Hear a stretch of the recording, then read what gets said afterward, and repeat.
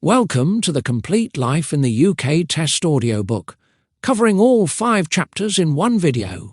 Whether you're preparing for your UK citizenship test or just want to understand the values, history, society and government of the United Kingdom, this audiobook has everything you need, from the values and principles of the UK to the UK government, and your role will guide you through every chapter clearly and simply, so you can pass your life in the UK test on the very first attempt. So sit back, listen carefully, and let's get started with Chapter 1.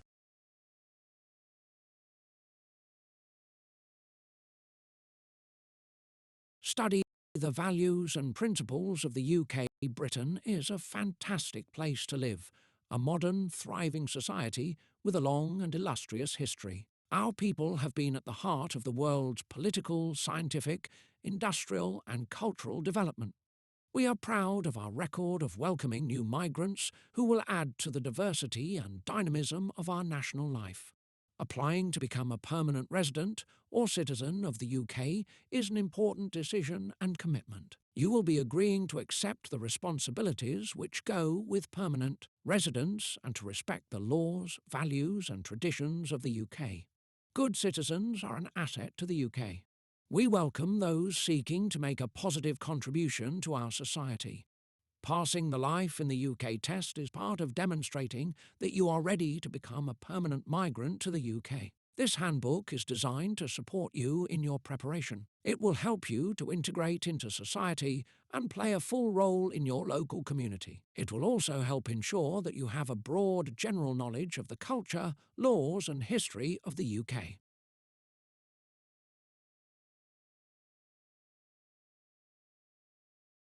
Study the values and principles of the UK. British society is founded on fundamental values and principles which all those living in the UK should respect and support. These values are reflected in the responsibilities, rights and privileges of being a British citizen or permanent resident of the UK. They are based on history and traditions and are protected by law, customs and expectations. There is no place in British society for extremism or intolerance. The fundamental principles of British life include democracy, the rule of law, individual liberty, tolerance of those with different faiths and beliefs, participation in community life. As part of the citizenship ceremony, new citizens pledge to uphold these values. The pledge is, I will give my loyalty to the United Kingdom and respect its rights and freedoms. I will uphold its democratic values. I will observe its laws faithfully and fulfil my duties and obligations as a British citizen. Flowing from the fundamental principles are responsibilities and freedoms which are shared by all those living in the UK and which we expect all residents to respect. If you wish to be a permanent resident or citizen of the UK, you should respect and obey the law, respect the rights of others, including their right to their own opinions, treat others with fairness, look after yourself and your family, look after the area in which you live and the environment. In return, the UK offers freedom of belief and religion, freedom of speech, freedom from unfair discrimination, a right to a fair trial, a right to join in the election of a government.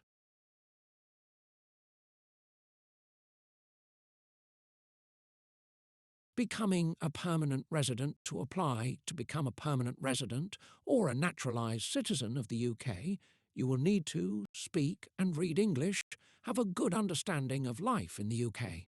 This means you will need to pass the Life in the UK test and produce acceptable evidence of speaking and listening skills in English at B, one of the common European framework of reference. This is equivalent to ESOL entry level 3. You can demonstrate your knowledge of English by having a recognised English test qualification from an approved test centre. For further details on how to demonstrate evidence of the required level of speaking and listening skills in English, please visit the Home Office website.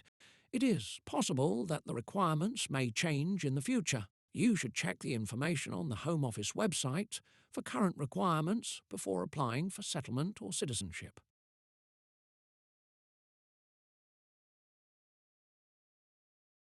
Study Taking the Life in the UK Test. This handbook will help prepare you for taking the Life in the UK test. The test consists of 24 questions about important aspects of life in the UK. Questions are based on all parts of the handbook, but you will not need to remember dates of birth or death. The 24 questions will be different for each person taking the test at that test session. The Life in the UK test is usually taken in English, although special arrangements can be made if you wish to take it in Welsh or Scottish Gaelic. You can only take the test at a registered and approved Life in the UK test centre. There are over 30 test centres in the UK. You can only book your test online at www.gov.uk/life-in-the-UK-test.you-should-not. Take your test at any other establishment, as the Home Office will only accept certificates from registered test centres. If you live on the Isle of Man or in the Channel Islands, there are different arrangements for taking the Life in the UK test. When booking your test, read the instructions carefully. Make sure you enter your details correctly. You will need to take some identification and proof of your address with you to the test. If you don't take these, you will not be able to take the test. How to use the Life in the UK learning everything that you need to know to pass the Life in the UK test is included in the study section. The questions will be based on the whole study section, including this introduction, so make sure you study everything thoroughly. The study section has been written to ensure that anyone who can read English at ESOL entry level 3 or above should have no difficulty with the language. The check that you understand boxes are for guidance. They will help you to identify particular things that you should understand. Just knowing the things highlighted in these boxes will not be enough to pass the test. You need to make sure that you understand everything in the study section, so please read the information carefully. Where to find more information? You can find out more information from the following places: the Home Office website, www.gov.uk/browse/visas-immigration/settle-. _UK for information about the application process and the forms you will need to complete. The Life in the UK test website, www.gov.uk/life-in-the-UK-test for information about the test and how to book a place to take one. Gov.uk, www.gov.uk for information about ESOL courses and how to find one in your area. Check that you understand the origin of the values underlying British society, the fundamental principles of British life, the responsibilities and freedoms which come with permanent residence, the process of becoming a permanent resident or citizen. Study. What is the UK? The UK is made up of England, Scotland, Wales and Northern Ireland. The rest of Ireland is an independent country. The official name of the country is the United Kingdom of Great Britain and Northern Ireland. Great Britain refers only to England, Scotland and Wales, not to Northern Ireland. The words Britain, British Isles or British, however, are used in this book to refer to everyone in the UK. There are also several islands which are closely linked with the UK, but are not part of it: the Channel Islands and the Isle of Man. These have their own governments and are called Crown dependencies. There are also several British overseas territories in other parts of the world, such as St Helena and the Falkland Islands. They are also linked to the UK but are not a part of it. The UK is governed by the Parliament sitting in Westminster. Scotland, Wales and Northern Ireland also have parliaments or assemblies of their own with devolved powers in defined areas. Check that you understand the different countries that make up the UK.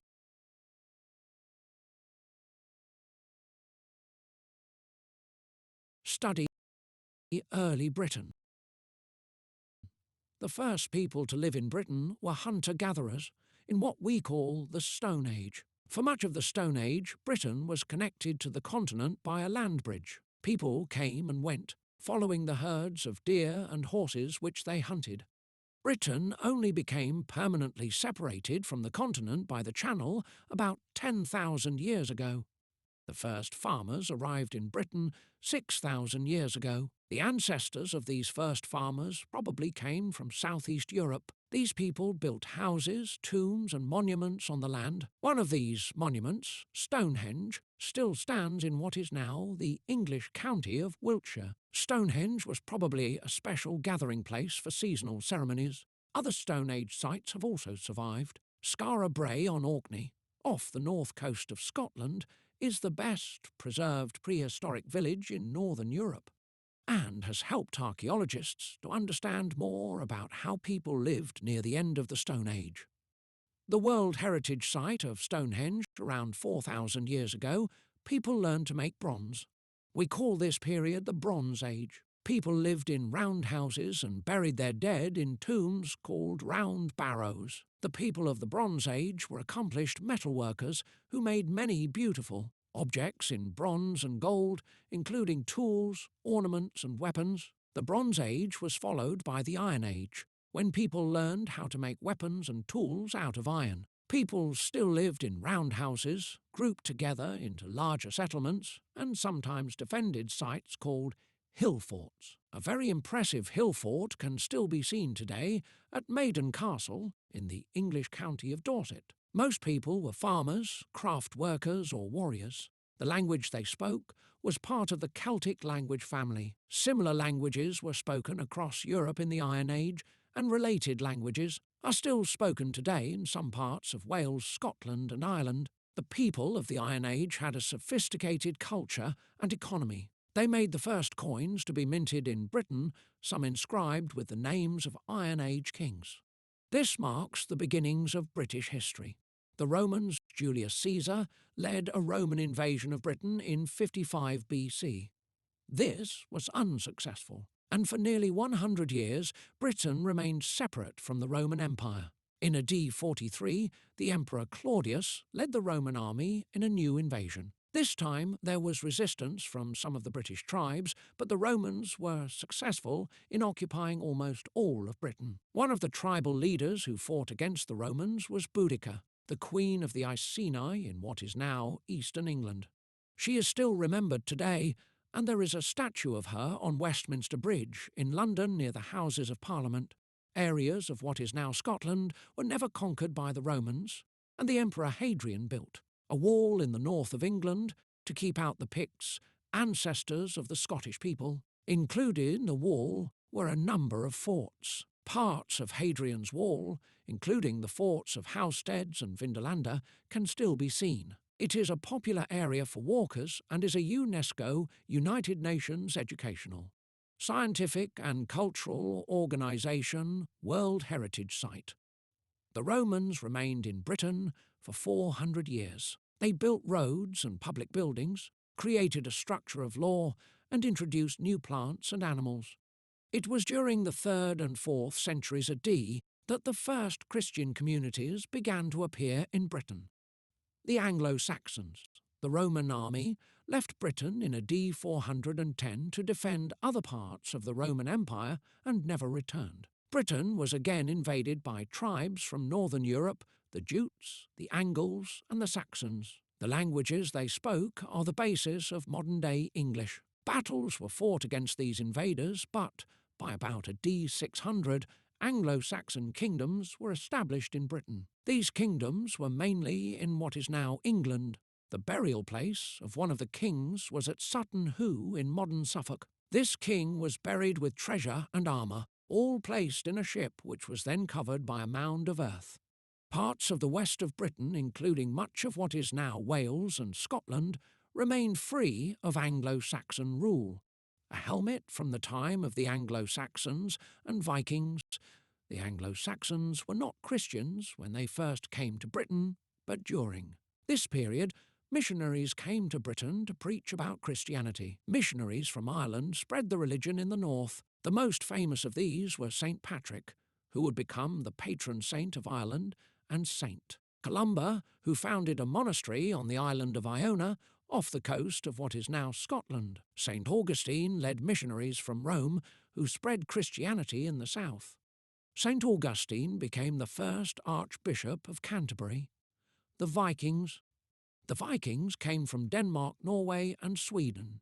They first visited Britain in AD 789 to raid coastal towns and take away goods and slaves. Then they began to stay and form their own communities in the east of England and Scotland. The Anglo-Saxon kingdoms in England united under King Alfred the Great, who defeated the Vikings. Many of the Viking invaders stayed in Britain, especially in the east and north of England in an area known as the Danelaw. Many place names there, such as Grimsby and Scunthorpe, come from the Viking languages. The Viking settlers mixed with local communities, and some converted to Christianity. Anglo-Saxon kings continued to rule what is now England, except for a short period when there were Danish kings. The first of these was Canute, also called Canute.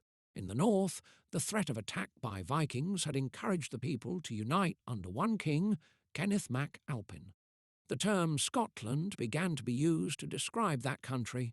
The Norman conquest in 1066, an invasion led by William, the Duke of Normandy, in what is now northern France, defeated Harold, the Saxon king of England, at the Battle of Hastings. Harold was killed in the battle. William became King of England and is known as William the Conqueror.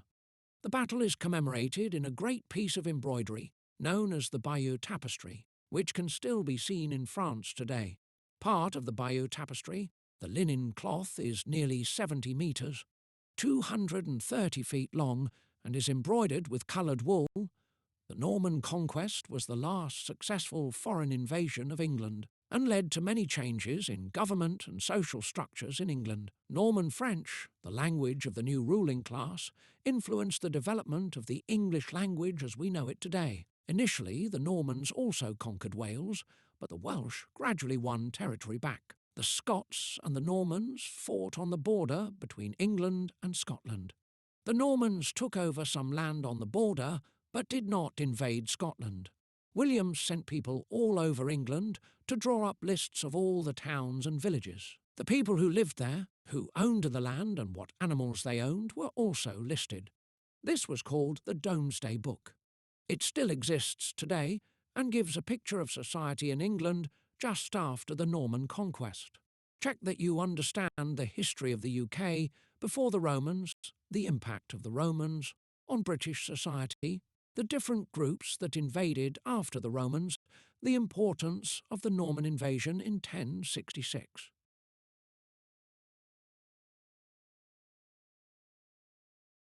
Study the Middle Ages, war at home and abroad, broadly speaking. The Middle Ages, or medieval period, spans 1,000 years from the end of the Roman Empire in AD 476 up until 1485. However, the focus here is on the period after the Norman conquest. It was a time of almost constant war. The English kings fought with the Welsh, Scottish and Irish noblemen for control of their lands. In Wales, the English were able to establish their rule. In 1284, King Edward I of England introduced the Statute of Rhuddlan, which annexed Wales to the Crown of England. Huge castles, including Conwy and Caernarfon, were built to maintain this power. By the middle of the 15th century, the last Welsh rebellions had been defeated. English laws and the English language were introduced. In Scotland, the English kings were less successful. In 1314, the Scottish, led by Robert the Bruce, defeated the English at the Battle of Bannockburn, and Scotland remained unconquered by the English. At the beginning of the Middle Ages, Ireland was an independent country. The English first went to Ireland as troops to help the Irish king and remained to build their own settlements. By 1200, the English ruled an area of Ireland known as the Pale, around Dublin. Some of the important lords in other parts of Ireland accepted the authority of the English king.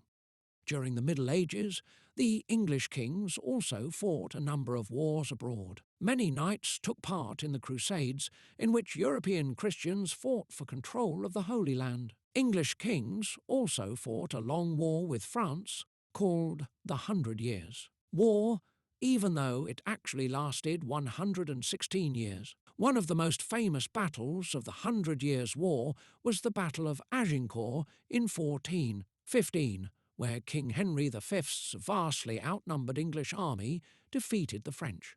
The English largely left France in the 1450s, the Black Death.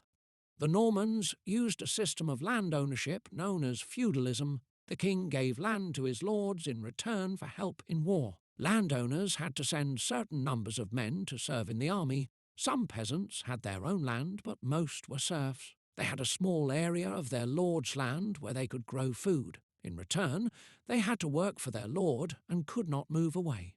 The same system developed in southern Scotland.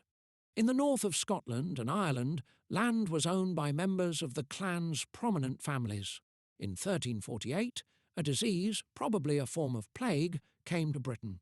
This was known as the Black Death. 1/3 of the population of England died, and a similar proportion in Scotland and Wales. This was one of the worst disasters ever to strike Britain. Following the Black Death, the smaller population meant there was less need to grow cereal crops. There were labour shortages, and peasants began to demand higher wages. New social classes appeared, including owners of large areas of land later, called the gentry, and people left the countryside to live in the towns.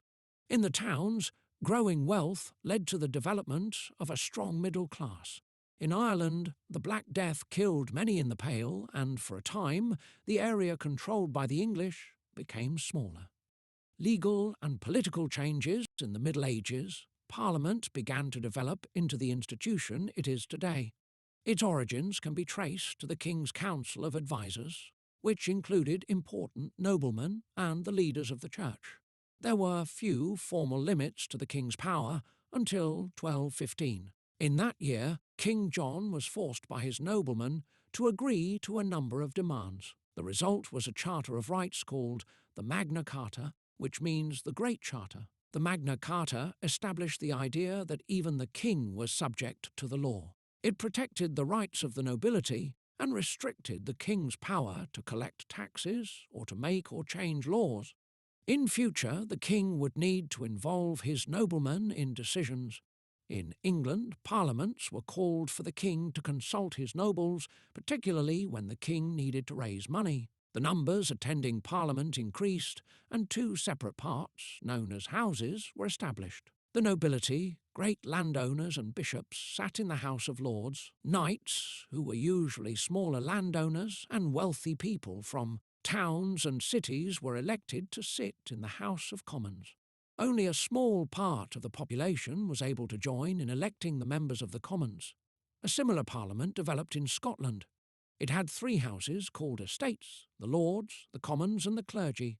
This was also a time of development in the legal system. The principle that judges are independent of the government began to be established. In England, judges developed common law by a process of precedence, that is, following previous decisions and tradition. In Scotland, the legal system developed slightly differently, and laws were codified, that is, written down, a distinct identity. The Middle Ages saw the development of a national culture and identity. After the Norman conquest, the king and his noblemen had spoken Norman French, and the peasants had continued to speak Anglo-Saxon. Gradually, these two languages combined to become one English language. Some words in modern English, for example, park and beauty, are based on Norman French words. Others, for example, apple, cow and summer, are based on Anglo-Saxon words. In modern English, there are often two words with very similar meanings, one from French and one from Anglo-Saxon. Demand French and ask Anglo-Saxon are examples. By 1400, in England, official documents were being written in English, and English had become the preferred language of the royal court and parliament. In the years leading up to 1400, Geoffrey Chaucer wrote a series of poems in English about a group of people going to Canterbury on a pilgrimage. The people decided to tell each other stories on the journey, and the poems described the travellers and some of the stories they told. This collection of poems is called the Canterbury Tales. It was one of the first books to be printed by William Caxton, the first person in England to print books using a printing press. Many of the stories are still popular. Some have been made into plays and television programmes. In Scotland, many people continued to speak Gaelic, and the Scots language also developed. A number of poets began to write in the Scots language. One example is John Barber, who wrote the Bruce about the Battle of Bannockburn. The Middle Ages also saw a change in the type of buildings in Britain. Castles were built in many places in Britain and Ireland, partly for defence. Today, many are in ruins, although some, such as Windsor and Edinburgh, are still in use. Great cathedrals, for example, Lincoln Cathedral, were also built, and many of these are still used for worship. Several of the cathedrals had windows of stained glass, telling stories about the Bible and Christian saints. The glass in York Minster is a famous example. York Minster stained glass during this period. England was an important trading nation.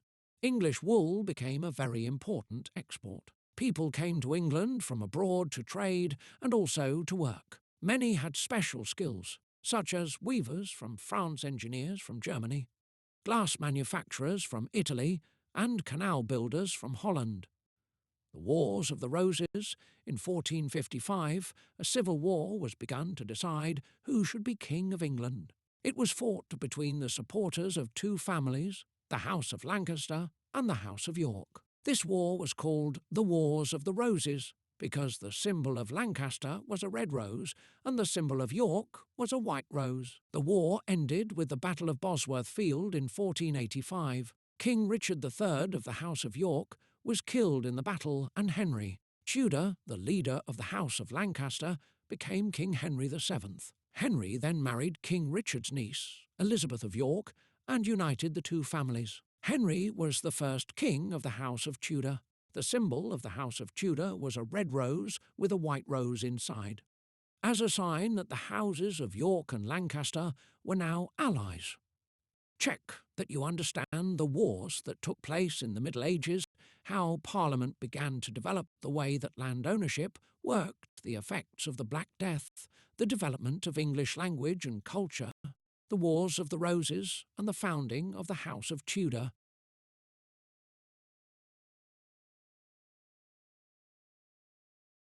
Study the Tudors and Stuarts' religious conflicts. After his victory in the Wars of the Roses, Henry VII wanted to make sure that England remained peaceful and that his position as king was secure. He deliberately strengthened the central administration of England and reduced the power of the nobles. He was thrifty and built up the monarchy's financial reserves. When he died, his son Henry VIII continued the policy of centralising power. Henry VIII was most famous for breaking away from the Church of Rome and marrying 6 times. Henry VIII was King of England from April 21st, 1509, until his death on January 28th, 1547. The 6 wives of Henry VIII. Catherine of Aragon. Catherine was a Spanish princess. She and Henry had a number of children, but only one, Mary, survived. When Catherine was too old to give him another child, Henry decided to divorce her, hoping that another wife would give him a son to be his heir, Anne Boleyn. Anne Boleyn was English. She and Henry had one daughter, Elizabeth. Anne Boleyn was unpopular in the country and was accused of taking lovers. She was executed at the Tower of London. Jane Seymour. Henry married Jane Seymour after Anne Boleyn's execution. She gave Henry the son he wanted, Edward, but she died shortly after the birth. Anne of Cleves. Anne was a German princess. Henry married her for political reasons, but divorced her soon after. Catherine Howard. Catherine Howard was a cousin of Anne Boleyn. She was also accused of taking lovers and executed. Catherine Parr. Catherine Parr was a widow who married Henry late in his life. She survived him and married again, but died soon after. To divorce his first wife, Henry needed the approval of the Pope. When the Pope refused, Henry established the Church of England. In this new church, the king, not the Pope, would have the power to appoint bishops and order how people should worship. At the same time, the Reformation was happening across Europe. This was a movement against the authority of the Pope and the ideas and practices of the Roman Catholic Church. The Protestants formed their own churches. They read the Bible in their own languages. Instead of in Latin, they did not pray to saints or at shrines, and they believed that a person's own relationship with God was more important than submitting to the authority of the Church. Protestant ideas gradually gained strength in England, Wales, and Scotland during the 16th century. In Ireland, however, attempts by the English to impose Protestantism, alongside efforts to introduce the English system of laws about the inheritance of land, led to rebellion from the Irish chieftains, and much brutal fighting followed.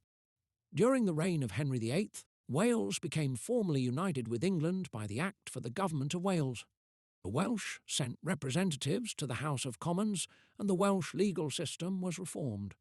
Henry VIII was succeeded by his son Edward VI, who was strongly Protestant. During his reign, the Book of Common Prayer was written to be used in the Church of England. A version of this book is still used in some churches today. Edward died at the age of 15 after ruling for just over 6 years, and his half-sister Mary became queen. Mary was a devout Catholic and persecuted Protestants.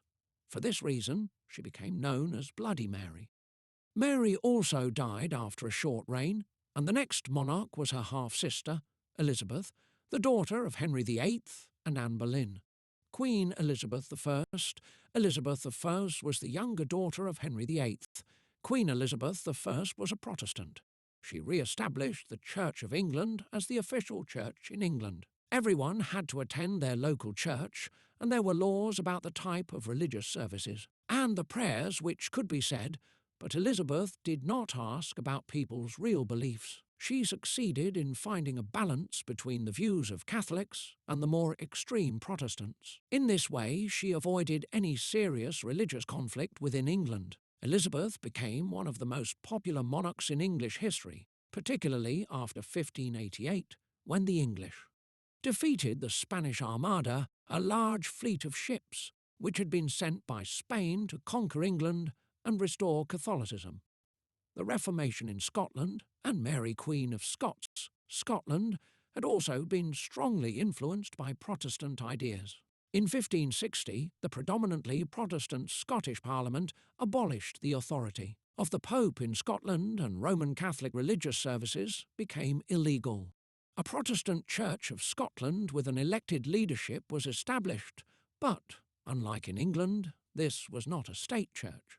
The Queen of Scotland, Mary Stuart, often now called Mary Queen of Scots, was a Catholic. She was only a week old when her father died and she became queen.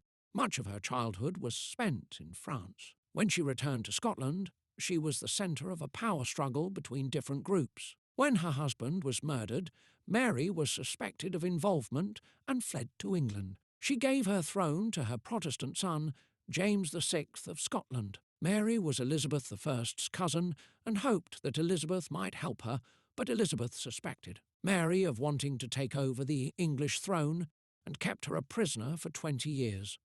Mary was eventually executed, accused of plotting against Elizabeth I. Exploration, poetry and drama. The Elizabethan period in England was a time of growing patriotism, a feeling of pride in being English. English explorers sought new trade routes and tried to expand British trade into the Spanish colonies in the Americas. Sir Francis Drake, one of the commanders in the defeat of the Spanish Armada, was one of the founders of England's naval tradition. His ship, the Golden Hind, was one of the first to sail right around, circumnavigate the world. In Elizabeth I's time, English settlers first began to colonize the eastern coast of America. This colonization, particularly by people who disagreed with the religious views of the next two kings, greatly increased in the next century. The Elizabethan period is also remembered for the richness of its poetry and drama, especially the plays and poems of William Shakespeare. William Shakespeare, 1564 to 16. Shakespeare is widely regarded as the greatest writer in the English language. Shakespeare was born in Stratford-upon-Avon, England. He was a playwright and actor and wrote many poems and plays. His most famous plays include A Midsummer Night's Dream, Hamlet, Macbeth, and Romeo and Juliet. He also dramatised significant events from the past, but he did not focus solely on kings and queens. He was one of the first to portray ordinary Englishmen and women. Shakespeare had a great influence on the English language and invented many words that are still common today. Lines from his plays and poems, which are often still quoted, include Once more unto the breach, Henry V, To be or not to be, Hamlet, Rose, by any other name, Romeo and Juliet, All the World's a Stage as You Like It, The Darling Buds of May, Sonnet 18, Shall I Compare Thee to a Summer's Day? Many people regard Shakespeare as the greatest playwright of all time. His plays and poems are still performed and studied in Britain and other countries today. The Globe Theatre in London is a modern copy of the theatres in which his plays were first performed. James VI and Elizabeth never married, and so had no children of her own to inherit her throne. When she died in 1603, her heir was James VI of Scotland. He became King James I of England, Wales, and Ireland, but Scotland remained a separate country. The King James Bible, one achievement of King James's reign, was a new translation of the Bible into English. This translation is known as the King James Version, or the Authorized Version. It was not the first English Bible, but is a version which continues to be used in many Protestant churches today. Ireland. During this period, Ireland was an almost completely Catholic country. Henry VII and Henry VIII had extended English control outside the Pale and had established English authority over the whole country. Henry VIII took the title King of Ireland. English laws were introduced, and local leaders were expected to follow the instructions of the Lord Lieutenants in Dublin.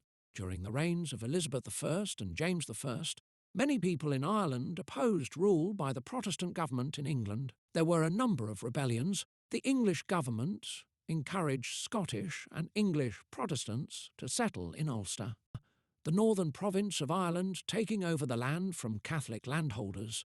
These settlements were known as plantations. Many of the new settlers came from southwest Scotland, and other land was given to companies based in London. James later organised similar plantations in several other parts of Ireland. This had serious long-term consequences for the history of England, Scotland and Ireland. The rise of Parliament. Elizabeth I was very skilled at managing Parliament. During her reign, she was successful in balancing her wishes and views against those of the House of Lords and those of the House of Commons, which was increasingly Protestant in its views. James I and his son Charles I were less skilled politically. Both believed in the divine right of kings, the idea that the king was directly appointed by God to rule. They thought that the king should be able to act without having to seek approval from Parliament. When Charles I inherited the thrones of England, Wales, Ireland and Scotland, he tried to rule in line with this principle. When he could not get Parliament to agree with his religious and foreign policies, he tried to rule without Parliament at all. For 11 years, he found ways in which to raise money without Parliament's approval. But eventually, trouble in Scotland meant that he had to recall Parliament.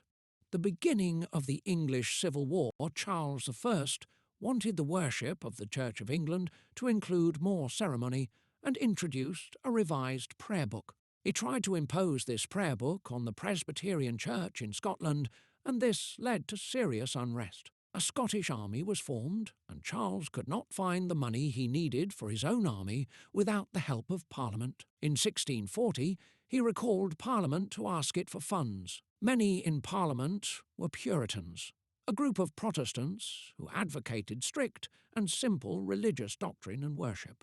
They did not agree with the king's religious views and disliked his reforms of the Church of England. Parliament refused to give the king the money he asked for, even after the Scottish army invaded England. Another rebellion began in Ireland because the Roman Catholics in Ireland were afraid of the growing power of the Puritans. Parliament took this opportunity to demand control of the English army. A change. That would have transferred substantial power from the king to Parliament. In response, Charles I entered the House of Commons and tried to arrest, 5 parliamentary leaders, but they had been warned and were not there. No monarch has set foot in the Commons since. Civil war between the King and Parliament could not now be avoided and began in 1642. The country split into those who supported the King, the Cavaliers, and those who supported Parliament, the Roundheads. Oliver Cromwell and the English Republic. Oliver Cromwell was the leader of the English Republic. The King's army was defeated at the battles of Marston Moor and Naseby. By 1646, it was clear that Parliament had won the war. Charles was held prisoner by the Parliamentary army. He was still unwilling to reach any agreement with Parliament, and in 1649 he was executed. England declared itself a republic, called the Commonwealth. It no longer had a monarch. For a time it was not totally clear how the country would be governed. For now, the army was in control. One of its generals, Oliver Cromwell, was sent to Ireland, where the revolt, which had begun in 1641, still continued, and where there was still a royalist army. Cromwell was successful in establishing the authority of the English Parliament, but did this with such violence that even today Cromwell remains a controversial figure in Ireland. The Scots had not agreed to the execution of Charles I and declared his son, Charles II, to be king. He was crowned King of Scotland and led a Scottish army into England. Cromwell defeated this army in the battles of Dunbar and Worcester. Charles II escaped from Worcester, famously hiding in an oak tree on one occasion, and eventually fled to Europe. Parliament now controlled Scotland as well as England and Wales. After his campaign in Ireland and victory over Charles II at Worcester, Cromwell was recognised as the leader of the new republic. He was given the title of Lord Protector and ruled until his death in 1658, when Cromwell died. His son, Richard, became Lord Protector in his place, but was not able to control the army or the government. Although Britain had been a republic for 11 years, without Oliver Cromwell, there was no clear leader or system of government. Many people in the country wanted stability. People began to talk about the need for a king. The Restoration, in May 1660, Parliament invited Charles II to come back from exile in the Netherlands. He was crowned King Charles II of England, Wales, Scotland and Ireland. Charles II made it clear that he had no wish to go on his travels again. He understood that he could not always do as he wished, but would sometimes need to reach agreement with Parliament. Generally, Parliament supported his policies. The Church of England again became the established official church. Both Roman Catholics and Puritans were kept out of power. During Charles II's reign, in 1665, there was a major outbreak of plague in London. Thousands of people died, especially in poorer areas. The following year, a great fire destroyed much of the city, including many churches and St. Paul's Cathedral. London was rebuilt with a new St. Paul's, which was designed by a famous architect, Sir Christopher Wren. Samuel Pepys wrote about these events in a diary which was later published and is still read today.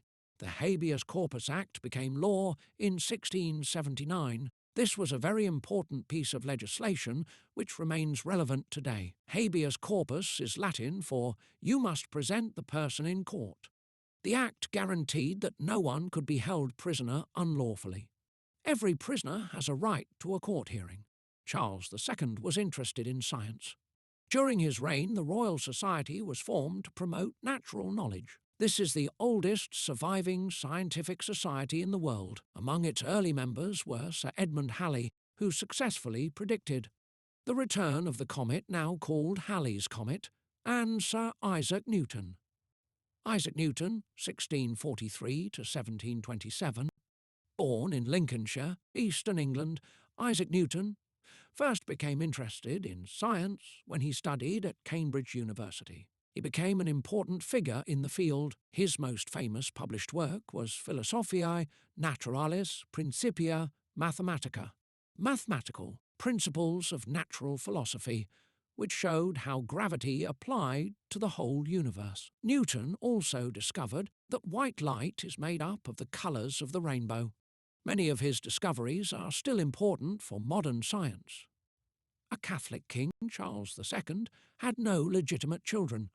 He died in 1685, and his brother James, who was a Roman Catholic, became King James II in England, Wales, and Ireland, and King James VII of Scotland. James favoured Roman Catholics and allowed them to be army officers, which an Act of Parliament had forbidden. He did not seek to reach agreements with Parliament and arrested some of the bishops of the Church of England. People in England worried that James wanted to make England a Catholic country once more. However, his heirs were his two daughters, who were both firmly Protestant, and people thought that this meant there would soon be a Protestant monarch again.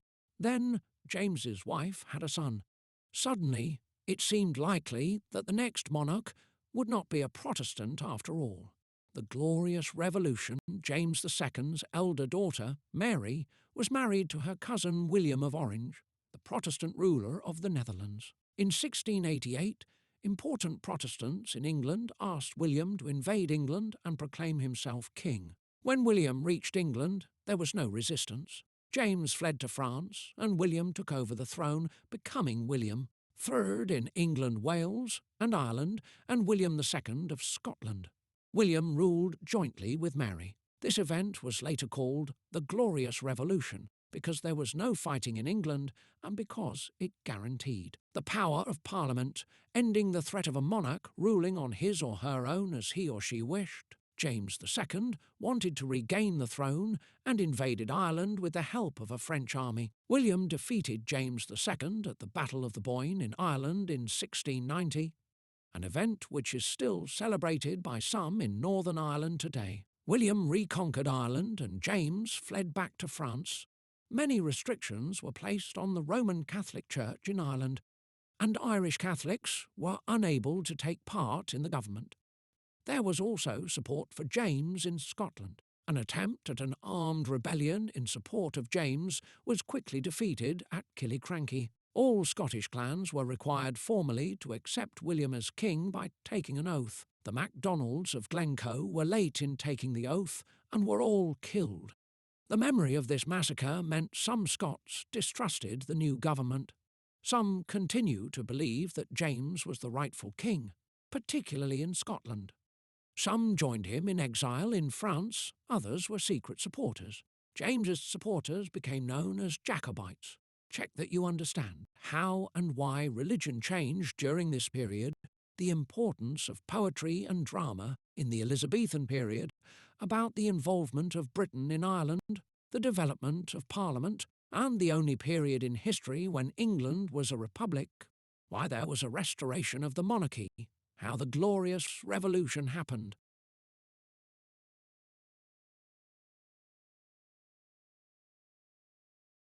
Study a global power constitutional monarchy. The Bill of Rights, at the coronation of William and Mary, a Declaration of Rights was read. This confirmed that the king would no longer be able to raise taxes or administer justice without agreement from Parliament. The balance of power between monarch and Parliament had now permanently changed. The Bill of Rights, 1689, confirmed the rights of Parliament and the limits of the king's power. Parliament took control of who could be monarch and declared that the king or queen must be a Protestant. A new Parliament had to be elected at least every 3 years. Later, this became 7 years, and now it is 5 years. Every year, the monarch had to ask Parliament to renew funding for the army and the navy. These changes meant that, to be able to govern effectively, the monarch needed to have advisers, or ministers, who would be able to ensure a majority of votes in the House of Commons and the House of Lords. There were two main groups in Parliament, known as the Whigs and the Tories. The modern Conservative Party is still sometimes referred to as the Tories. This was the beginning of party politics. This was also an important time for the development of a free press, newspapers, and other publications which are not controlled by the government. From 1695, newspapers were allowed to operate without a government licence. Increasing numbers of newspapers began to be published. The laws passed after the Glorious Revolution are the beginning of what is called constitutional monarchy. The monarch remained very important, but was no longer able to insist. on particular policies or actions if Parliament did not agree. After William III, the ministers gradually became more important than the monarch. But this was not a democracy in the modern sense. The number of people who had the right to vote for members of Parliament was still very small. Only men who owned property of a certain value were able to vote. No women at all had the vote. Some constituencies were controlled by a single wealthy family. These were called pocket boroughs. Other constituencies had hardly any voters and were called rotten boroughs. A growing population, this was a time when many people left Britain and Ireland to settle in new colonies in America and elsewhere, but others came to live in Britain. The first Jews to come to Britain since the Middle Ages settled in London in 1656. Between 1680 and 1720, many refugees called Huguenots came from France. They were Protestants and had been persecuted for their religion. Many were educated and skilled and worked as scientists, in banking, or in weaving or other crafts. The Act or Treaty of Union in Scotland, William and Mary's successor, Queen Anne, had no surviving children. This created uncertainty over the succession in England, Wales and Ireland, and in Scotland. The Act of Union, known as the Treaty of Union in Scotland, was therefore agreed in 1707, creating the Kingdom of Great Britain. Although Scotland was no longer an independent country, it kept its own legal and education systems and Presbyterian church. The Prime Minister, when Queen Anne died in 1714, Parliament chose a German, George I, to be the next king, because he was Anne's nearest Protestant relative. An attempt by Scottish Jacobites to put James II's son on the throne instead was quickly defeated. George I did not speak very good English, and this increased his need to rely on his ministers. The most important minister in Parliament became known as the Prime Minister. The first man to be called this was Sir Robert Walpole, who was Prime Minister from 1721 to 1742. The rebellion of the clans in 1745, there was another attempt to put a Stuart king back on the throne in place of George I's son, George II. Charles Edward Stuart, Bonnie Prince Charlie, the grandson of James II, landed in Scotland. He was supported by clansmen from the Scottish Highlands and raised an army. Charles initially had some successes, but was defeated by George II's army at the Battle of Culloden in 1746. Charles escaped back to Europe. The clans lost a lot of their power and influence after Culloden. Chieftains became landlords if they had the favour of the English king, and clansmen became tenants who had to pay for the land they used. A process began which became known as the Highland clearances. Many Scottish landlords destroyed individual small farms known as crofts to make space for large flocks of sheep and cattle. Evictions became very common in the early 19th century. Many Scottish people left for North America at this time. Robert Burns, 1759 to 1796. Known in Scotland as the Bard, Robert Burns was a Scottish poet. He wrote in the Scots language, English with some Scottish words and Standard English. He also revised a lot of traditional folk songs by changing or adding lyrics. Burns's best-known work is probably the song Auld Lang Syne, which is sung by people in the UK and other countries when they are celebrating the New Year, or Hogmanay, as it is called in Scotland.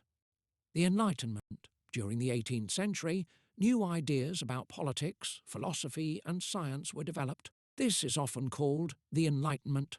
Many of the great thinkers of the Enlightenment were Scottish. Adam Smith developed ideas about economics, which are still referred to today. David Hume's ideas about human nature continue to influence philosophers. Scientific discoveries, such as James Watt's work on steam power, helped the progress of the Industrial Revolution. One of the most important principles of the Enlightenment was that everyone should have the right to their own political and religious beliefs, and that the state should not try to dictate to them.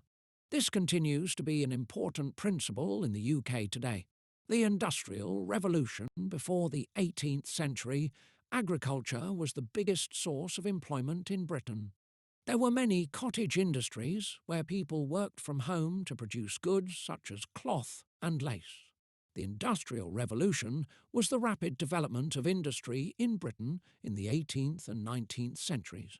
Britain was the first country to industrialise on a large scale. It happened because of the development of machinery and the use of steam power. Agriculture and the manufacturing of goods became mechanised.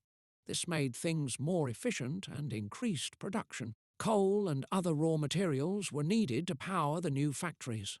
Many people moved from the countryside and started working in the mining and manufacturing industries. The development of the Bessemer process for the mass production of steel led to the development of the shipbuilding industry and the railways. Manufacturing jobs became the main source of employment in Britain. Richard Arkwright, 1732 to 1792, born in 1732, Arkwright originally trained and worked as a barber. He was able to dye hair and make wigs. When wigs became less popular, he started to work in textiles. He improved the original carding machine. Carding is the process of preparing fibres for spinning into yarn and fabric. He also developed horse-driven spinning mills that used only one machine. This increased the efficiency of production. Later, he used the steam engine to power machinery. Arkwright is particularly remembered for the efficient and profitable way that he ran his factories. Richard Arkwright's carding machine and better transport links were needed to transport raw materials and manufactured goods. Canals were built to link the factories to towns and cities and to the ports, particularly in the new industrial areas in the middle and north of England. Working conditions during the Industrial Revolution were very poor. There were no laws to protect employees, who were often forced to work long hours in dangerous situations. Children also worked and were treated in the same way as adults. Sometimes they were treated even more harshly. This was also a time of increased colonisation overseas. Captain James Cook mapped the coast of Australia, and a few colonies were established there. Britain gained control over Canada, and the East India Company, originally set up to trade, gained control of large parts of India. Colonies began to be established in southern Africa. Britain traded all over the world and began to import more goods. Sugar and tobacco came from North America and the West Indies, textiles, tea, and spices came from India and the area that is today called Indonesia. Trading and settlements overseas sometimes brought Britain into conflict with other countries, particularly France, which was expanding and trading in a similar way in many of the same areas of the world. Sakeddin Mahomet, 1759 to 1851. Mahomet was born in 1759 of India. He served in the Bengal Army and came to Britain in 1782. He then moved to Ireland and eloped with an Irish girl called Jane Daly in 1786, returning to England at the turn of the century. In 1810 he opened the Hindustan Coffee House in George Street, London. It was the first curry house to open in Britain. Mahomet and his wife also introduced shampooing, the Indian art of head massage, to Britain.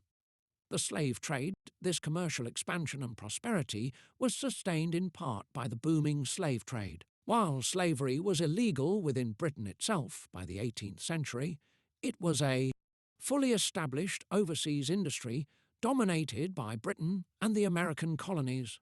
Slaves came primarily from West Africa. Travelling on British ships in horrible conditions, they were taken to America and the Caribbean, where they were made to work on tobacco and sugar plantations. The living and working conditions for slaves were very bad. Many slaves tried to escape, and others revolted against their owners in protest at their terrible treatment. There were, however, people in Britain who opposed the slave trade. The first formal anti-slavery groups were set up by the Quakers in the late 1700s, and they petitioned Parliament to ban the practice. William Wilberforce, an evangelical Christian and a member of Parliament, also played an important part in changing the law. Along with other abolitionists, people who supported the abolition of slavery, he succeeded in turning public opinion against the slave trade. In 1807, it became illegal to trade slaves in British ships or from British ports, and In 1833, the Emancipation Act abolished slavery throughout the British Empire. The Royal Navy stopped slave ships from other countries, freed the slaves, and punished the slave traders. After 1833, 2 million Indian and Chinese workers were employed to replace the freed slaves. They worked on sugar plantations in the Caribbean, in mines in South Africa, on railways in East Africa, and in the army in Kenya. The American War of Independence, by the 1760s, there were substantial British colonies in North America. The colonies were wealthy and largely in control of their own affairs. Many of the colonist families had originally gone to North America in order to have religious freedom. They were well educated and interested in ideas of liberty. The British government wanted to tax the colonies. The colonists saw this as an attack on their freedom and said there should be no taxation without representation in the British Parliament. Parliament tried to compromise by repealing some of the taxes, but relationships between the British government and the colonies continued to worsen. Fighting broke out between the colonists and the British forces. In 1776, 13 American colonies declared their independence, stating that people had a right to establish their own governments. The colonists eventually defeated the British Army, and Britain recognised the colony's independence in 1783. War with France. During the 18th century, Britain fought a number of wars with France. In 1789, there was a revolution in France, and the new French government soon declared war on Britain. Napoleon, who became Emperor of France, continued the war. Britain's navy fought against combined French and Spanish fleets, winning the Battle of Trafalgar in 1805. Admiral Nelson was in charge of the British fleet at Trafalgar and was killed in the battle. Nelson's column in Trafalgar Square, London, is a monument to him. His ship, HMS Victory, can be visited in Portsmouth. The British Army also fought against the French. In 1815, the French wars ended with the defeat of the Emperor Napoleon by the Duke of Wellington at the Battle of Waterloo. Wellington was known as the Iron Duke and later became Prime Minister. The Battle of Trafalgar, October 21, 1805, was a naval engagement fought by the British Royal Navy against the combined fleets of the French Navy and Spanish Navy, the Union flag. Although Ireland had had the same monarch as England and Wales since Henry VIII, it had remained a separate country. In 1801, Ireland became unified with England, Scotland and Wales after the Act of Union of 1800. This created the United Kingdom of Great Britain and Ireland. One symbol of this union between England, Scotland, Wales and Ireland was a new version of the official flag, the Union flag. This is often called the Union Jack. The flag combined crosses associated with England, Scotland and Ireland. It is still used today as the official flag of the UK. The Union flag consists of 3 crosses and the cross of St. George. Patron saint of England is a red cross on a white ground. The cross of St. Andrew, patron saint of Scotland, is a diagonal white cross on a blue ground. The cross of St. Patrick, patron saint of Ireland, is a diagonal red cross on a white ground. The Union flag, also known as the Union Jack, the crosses of the 3 countries which combined to form the Union flag there, is also an official Welsh flag, which shows a Welsh dragon. The Welsh dragon does not appear on the Union flag because when the first Union flag was created in 1606, from the flags of Scotland and England, the Principality of Wales was already united with England. The official Welsh flag, the Victorian age, in 1837, Queen Victoria became Queen of the UK at the age of 18. She reigned until 1901, almost 64 years. Her reign is known as the Victorian age. It was a time when Britain increased in power and influence abroad. Within the UK, the middle classes became increasingly significant and a number of reformers led moves to improve conditions of life for the poor. The British Empire. During the Victorian period, the British Empire grew to cover all of India, Australia, and large parts of Africa. It became the largest empire the world has ever seen, with an estimated population of more than 400 million people.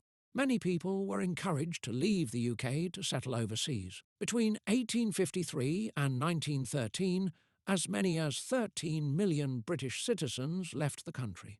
People continued to come to Britain from other parts of the world. For example, between 1870 and 1914, around 120,000 Russian and Polish Jews came to Britain to escape persecution. Many settled in London's East End and in Manchester and Leeds. People from the Empire, including India and Africa, also came to Britain to live, work and study. Trade and industry.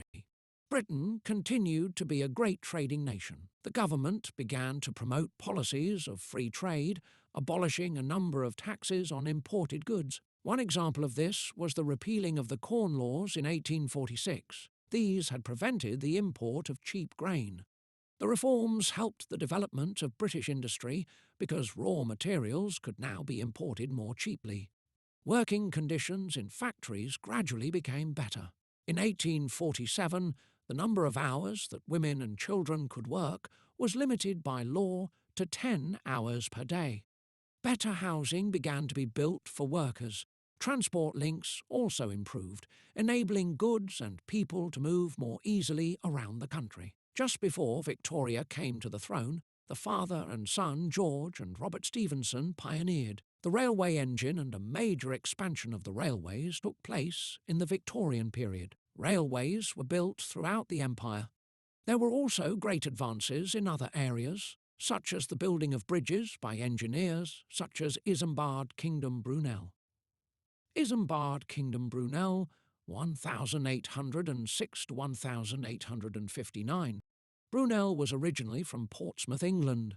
He was an engineer who built tunnels, bridges, railway lines and ships. He was responsible for constructing the Great Western Railway, which was the first major railway built in Britain. It runs from Paddington Station in London to the southwest of England, the West Midlands and Wales. Many of Brunel's bridges are still in use today. The Clifton Suspension Bridge, designed by Isambard Kingdom Brunel, spanning the Avon Gorge British industry, led the world in the 19th century. The UK produced more than half of the world's iron, coal and cotton cloth. The UK also became a centre for financial services, including insurance and banking. In 1851, the Great Exhibition opened in Hyde Park in the Crystal Palace, a huge building made of iron and glass. Exhibits range from huge machines to handmade goods. Countries from all over the world showed their goods, but most of the objects were made in Britain. The Crimean War from 1853 to 1856, Britain fought with Turkey and France against Russia in the Crimean War. It was the first war to be extensively covered by the media through news stories and photographs. The conditions were very poor, and many soldiers died from illnesses they caught in the hospitals rather than from war wounds. Queen Victoria introduced the Victoria Cross Medal during this war. It honours acts of valour by soldiers. Florence Nightingale, 1820 to 1910. Florence Nightingale was born in Italy to English parents. At the age of 31, she trained as a nurse in Germany. In 1854, she went to Turkey and worked in military hospitals, treating soldiers who were fighting in the Crimean War. She and her fellow nurses improved the conditions in the hospital and reduced the mortality rate. In 1860, she established the Nightingale Training School for Nurses at St Thomas's Hospital in London. The school was the first of its kind and still exists today, as do many of the practices that Nightingale used. She is often regarded as the founder of modern nursing. Ireland in the 19th century conditions in Ireland were not as good as in the rest of the UK. 2/3 of the population still depended on farming to make their living, often on very small plots of land. Many depended on potatoes as a large part of their diet. In the middle of the century, the potato crop failed, and Ireland suffered a famine. 1 million people died from disease and starvation. Another 1.5 million left Ireland. Some emigrated to the United States, and others came to England.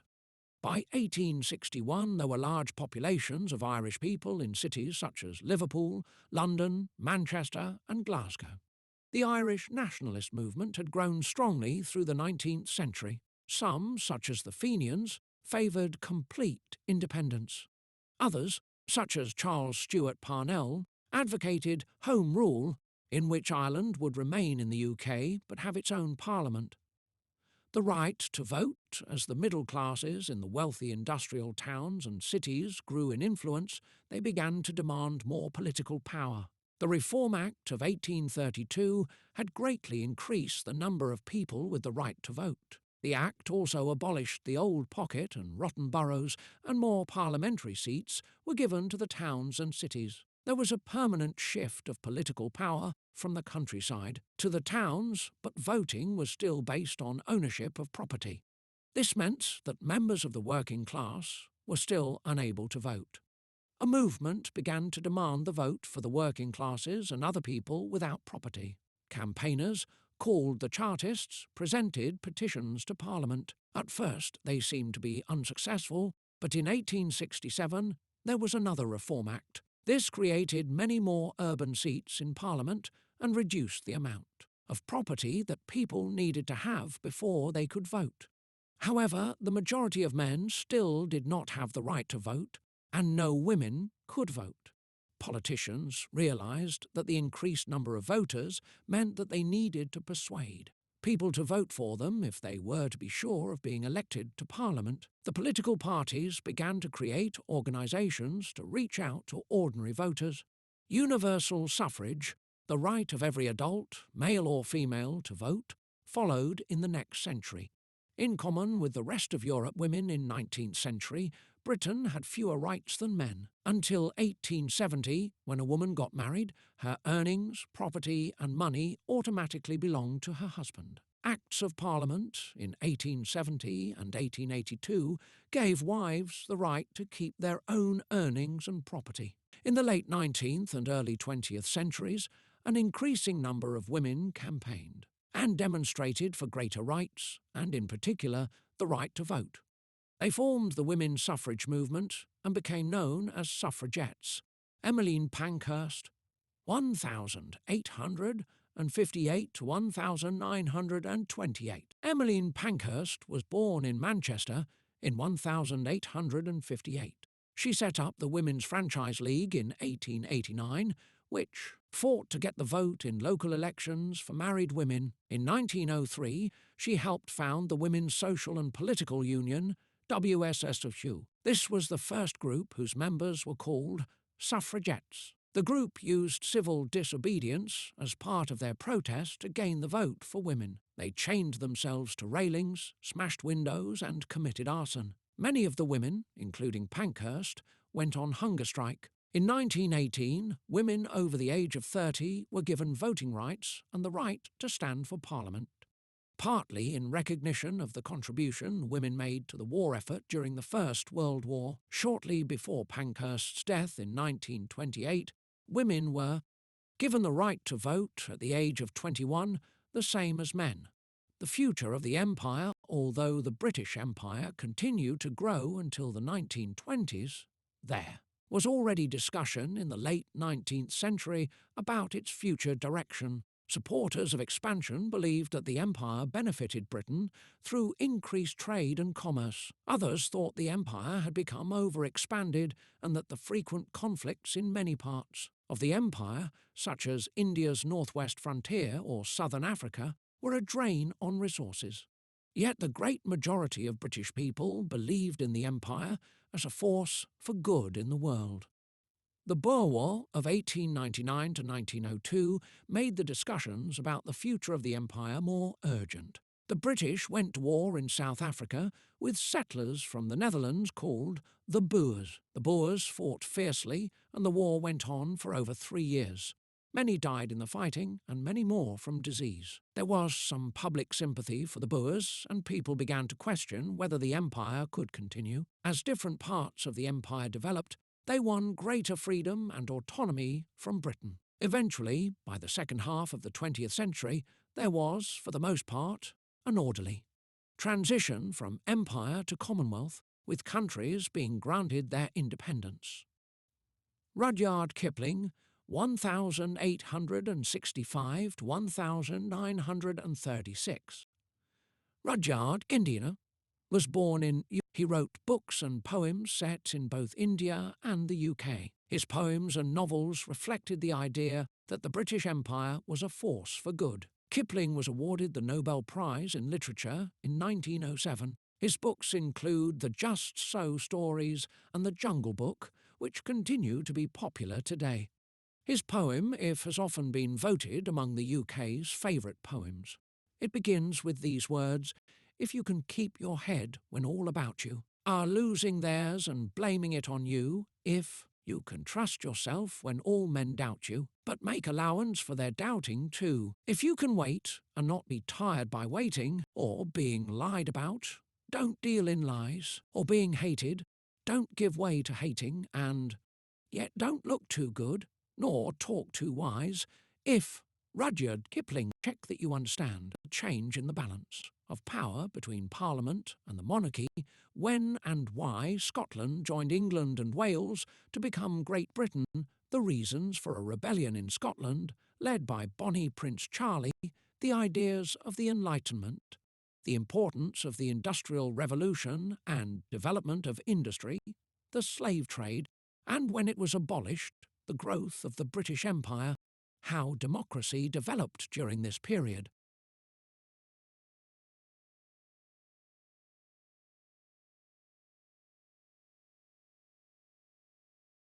Study the 20th century, the First World War. The early 20th century was a time of optimism in Britain.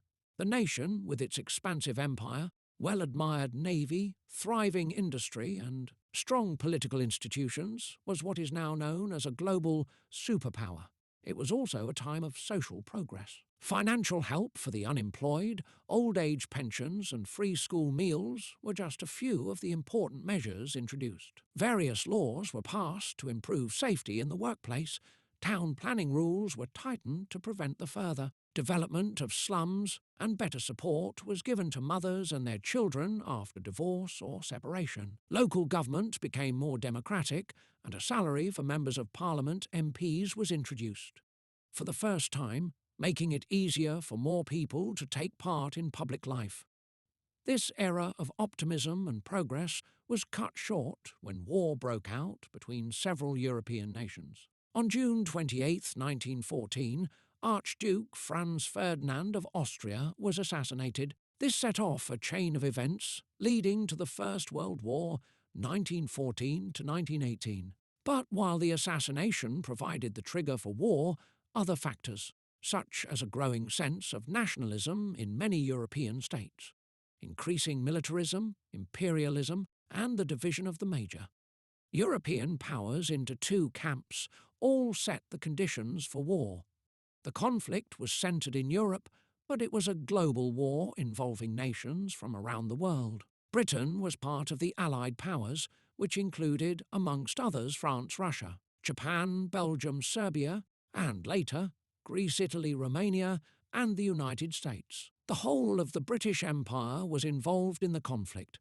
For example, more than 1 million Indians fought on behalf of Britain in lots of different countries, and around 40,000 were killed. Men from the West Indies, Africa, Australia, New Zealand and Canada also fought with the British. The Allies fought against the Central Powers, mainly Germany, the Austro-Hungarian Empire, the Ottoman Empire, and later Bulgaria. Millions of people were killed or wounded, with more than 2 million British casualties. One battle, the British attack on the Somme in July 1916, resulted in about 60,000 British casualties on the first day alone.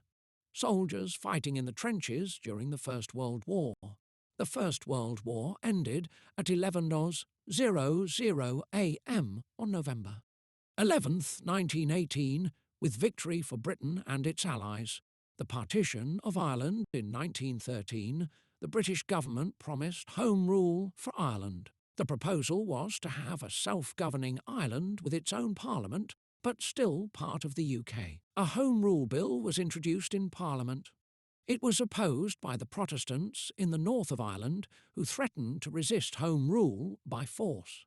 The outbreak of the First World War led the British government to postpone any changes in Ireland. Irish nationalists were not willing to wait, and in 1916 there was an uprising, the Easter Rising, against the British in Dublin. The leaders of the uprising were executed under military law. A guerrilla war against the British Army and the police in Ireland followed. In 1921, a peace treaty was signed, and in 1922, Ireland became two countries. The 6 counties in the north, which were mainly Protestant, remained part of the UK under the name Northern Ireland. The rest of Ireland became the Irish Free State. It had its own government and became a republic in 1949. There were people in both parts of Ireland who disagreed with the split between the north and the south. They still wanted Ireland to be one independent country. Years of disagreement led to a terror campaign in Northern Ireland and elsewhere. The conflict between those wishing for full Irish independence and those wishing to remain loyal to the British government is often referred to as the Troubles. The inter-to-war period in the 1920s. Many people's living conditions got better. There were improvements in public housing, and new homes were built in many towns and cities. However, in 1929, the world entered the Great Depression, and some parts of the UK suffered mass unemployment. The effects of the Depression of the 1930s were felt differently in different parts of the UK. The traditional heavy industries, such as shipbuilding, were badly affected, but new industries, including the automobile and aviation industries, developed. As prices generally fell, those in work had more money to spend. Car ownership doubled from 1 million to 2 million between 1930 and 1939. In addition, many new houses were built. It was also a time of cultural blossoming, with writers such as Graham Greene and Evelyn Waugh prominent. The economist John Maynard Keynes published influential new theories of economics. The BBC started radio broadcasts in 1922 and began the world's first regular television service in 1936. The Second World War, Adolf Hitler came to power in Germany in 1933. He believed that the conditions imposed on Germany by the Allies after the First World War were unfair. He also wanted to conquer more land for the German people. He set about renegotiating treaties, building up arms, and testing Germany's military strength in nearby countries. The British government tried to avoid another war.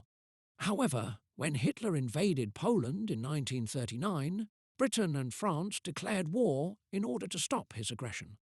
The war was initially fought between the Axis powers, Fascist Germany and Italy, and the Empire of Japan and the Allies. The main countries on the Allied side were the UK, France, Poland, Australia, New Zealand, Canada, and the Union of South Africa. Having occupied Austria and invaded Czechoslovakia, Hitler followed his invasion of Poland by taking control of Belgium and the Netherlands. Then, in 1940, German forces defeated Allied troops and advanced through France. At this time of national crisis, Winston Churchill became Prime Minister and Britain's war leader. Winston Churchill, 1874 to 1965. Churchill was the son of a Conservative inbred. In May 1940, he became Prime Minister. He refused to surrender to the Nazis and was an inspirational leader to the British people in a time of great hardship. He lost the general election in 1945, but returned as Prime Minister in 1951.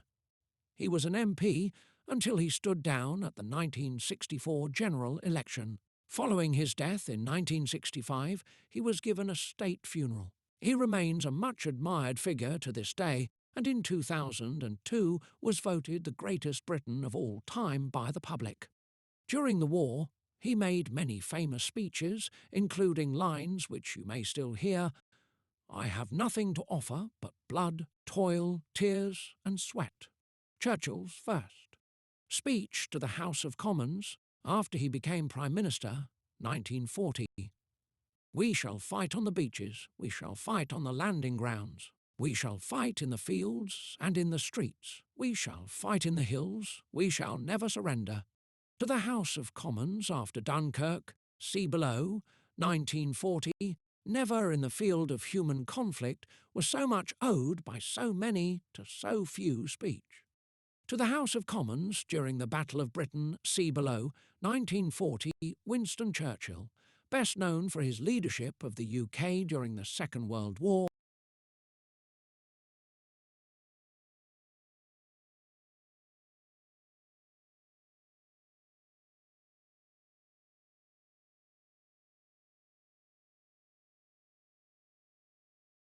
as France fell. The British decided to evacuate British and French soldiers from France in a huge naval operation. Many civilian volunteers in small pleasure and fishing boats from Britain helped the Navy to rescue more than 300,000 men from the beaches around Dunkirk. Although many lives and a lot of equipment were lost, the evacuation was a success and meant that Britain was better able to continue the fight against the Germans. The evacuation gave rise to the phrase the Dunkirk spirit. From the end of June 1940 until the German invasion of the Soviet Union in June 1941, Britain and the Empire stood almost alone against Nazi Germany. Hitler wanted to invade Britain, but before sending in troops, Germany needed to control the air. The Germans waged an air campaign against Britain, but the British resisted with their fighter planes and eventually won the crucial aerial battle against the Germans, called the Battle of Britain, in the summer of 1940. The most important planes used by the Royal Air Force in the Battle of Britain were the Spitfire and the Hurricane, which were designed and built in Britain. Despite this crucial victory, the German Air Force was able to continue bombing London and other British cities at night time. This was called the Blitz. Coventry was almost totally destroyed, and a great deal of damage was done in other cities, especially in the East End of London. Despite the destruction, there was a strong national spirit of resistance in the UK. The phrase the Blitz spirit is still used today to describe Britain's pulling together in the face of adversity. At the same time as defending Britain, the British military was fighting the Axis on many other fronts. In Singapore, the Japanese defeated the British and then occupied Burma, threatening India. The United States entered the war when the Japanese bombed its naval base at Pearl Harbor in December 1941. That same year, Hitler attempted the largest invasion in history by attacking the Soviet Union. It was a fierce conflict, with huge losses on both sides. German forces were ultimately repelled by the Soviets, and the damage they sustained proved to be a pivotal point in the war. The Royal Air Force helped to defend Britain in the Second World War. The Allied forces gradually gained the upper hand, winning significant victories in North Africa and Italy. German losses in the Soviet Union, combined with the support of the Americans, meant that the Allies were eventually strong enough to attack Hitler's forces in Western Europe. On June 6, 1944, Allied forces landed in Normandy. This event is often referred to as D-Day. Following victory on the beaches of Normandy, the Allied forces pressed on through France and eventually into Germany. The Allies comprehensively defeated Germany in May 1945.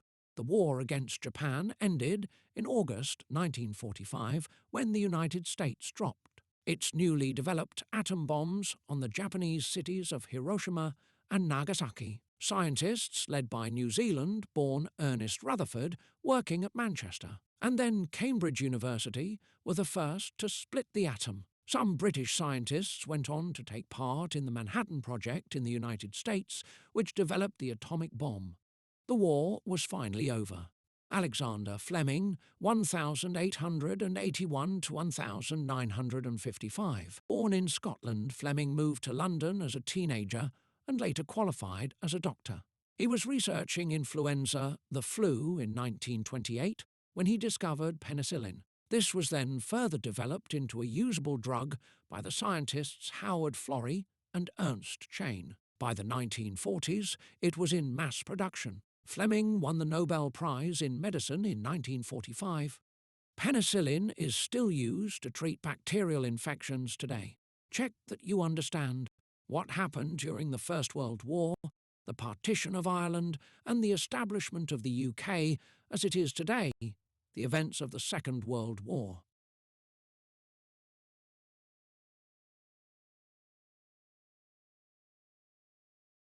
Study Britain since 1945, the welfare state. Although the UK had won the war, the country was exhausted economically and the people wanted change. During the war, there had been significant reforms to the education system, and people now looked for wider social reforms. In 1945, the British people elected a Labour government. The new Prime Minister was Clement Attlee, who promised to introduce the welfare state outlined in the Beveridge Report. In 1948, Aneurin Naibevan, the Minister for Health, led the establishment of the National Health Service, NHS, which guaranteed a minimum standard of healthcare for all, free at the point of use. A national system of benefits was also introduced to provide social security, so that the population would be protected from the cradle to the grave. The government took into public ownership, nationalised the railways, coal mines and gas, water and electricity supplies. Another aspect of change was self-government for former colonies. In 1947, independence was granted to 9 countries, including India, Pakistan and Ceylon, now Sri Lanka. Other colonies in Africa, the Caribbean and the Pacific, achieved independence over the next 20 years. The UK developed its own atomic bomb and joined the new North Atlantic Treaty Organisation, NATO, an alliance of nations set up to resist the perceived threat of invasion by the Soviet Union and its allies. Britain had a conservative government from 1951 to 1964. The 1950s were a period of economic recovery after the war and increasing prosperity for working people. The Prime Minister of the day, Harold Macmillan, was famous for his wind of change speech about decolonisation and independence for the countries of the Empire. Clement Attlee, 1883 to 1967. Clement Attlee was born in London in 1883. His father was a solicitor, and after studying at Oxford University, Attlee became a barrister.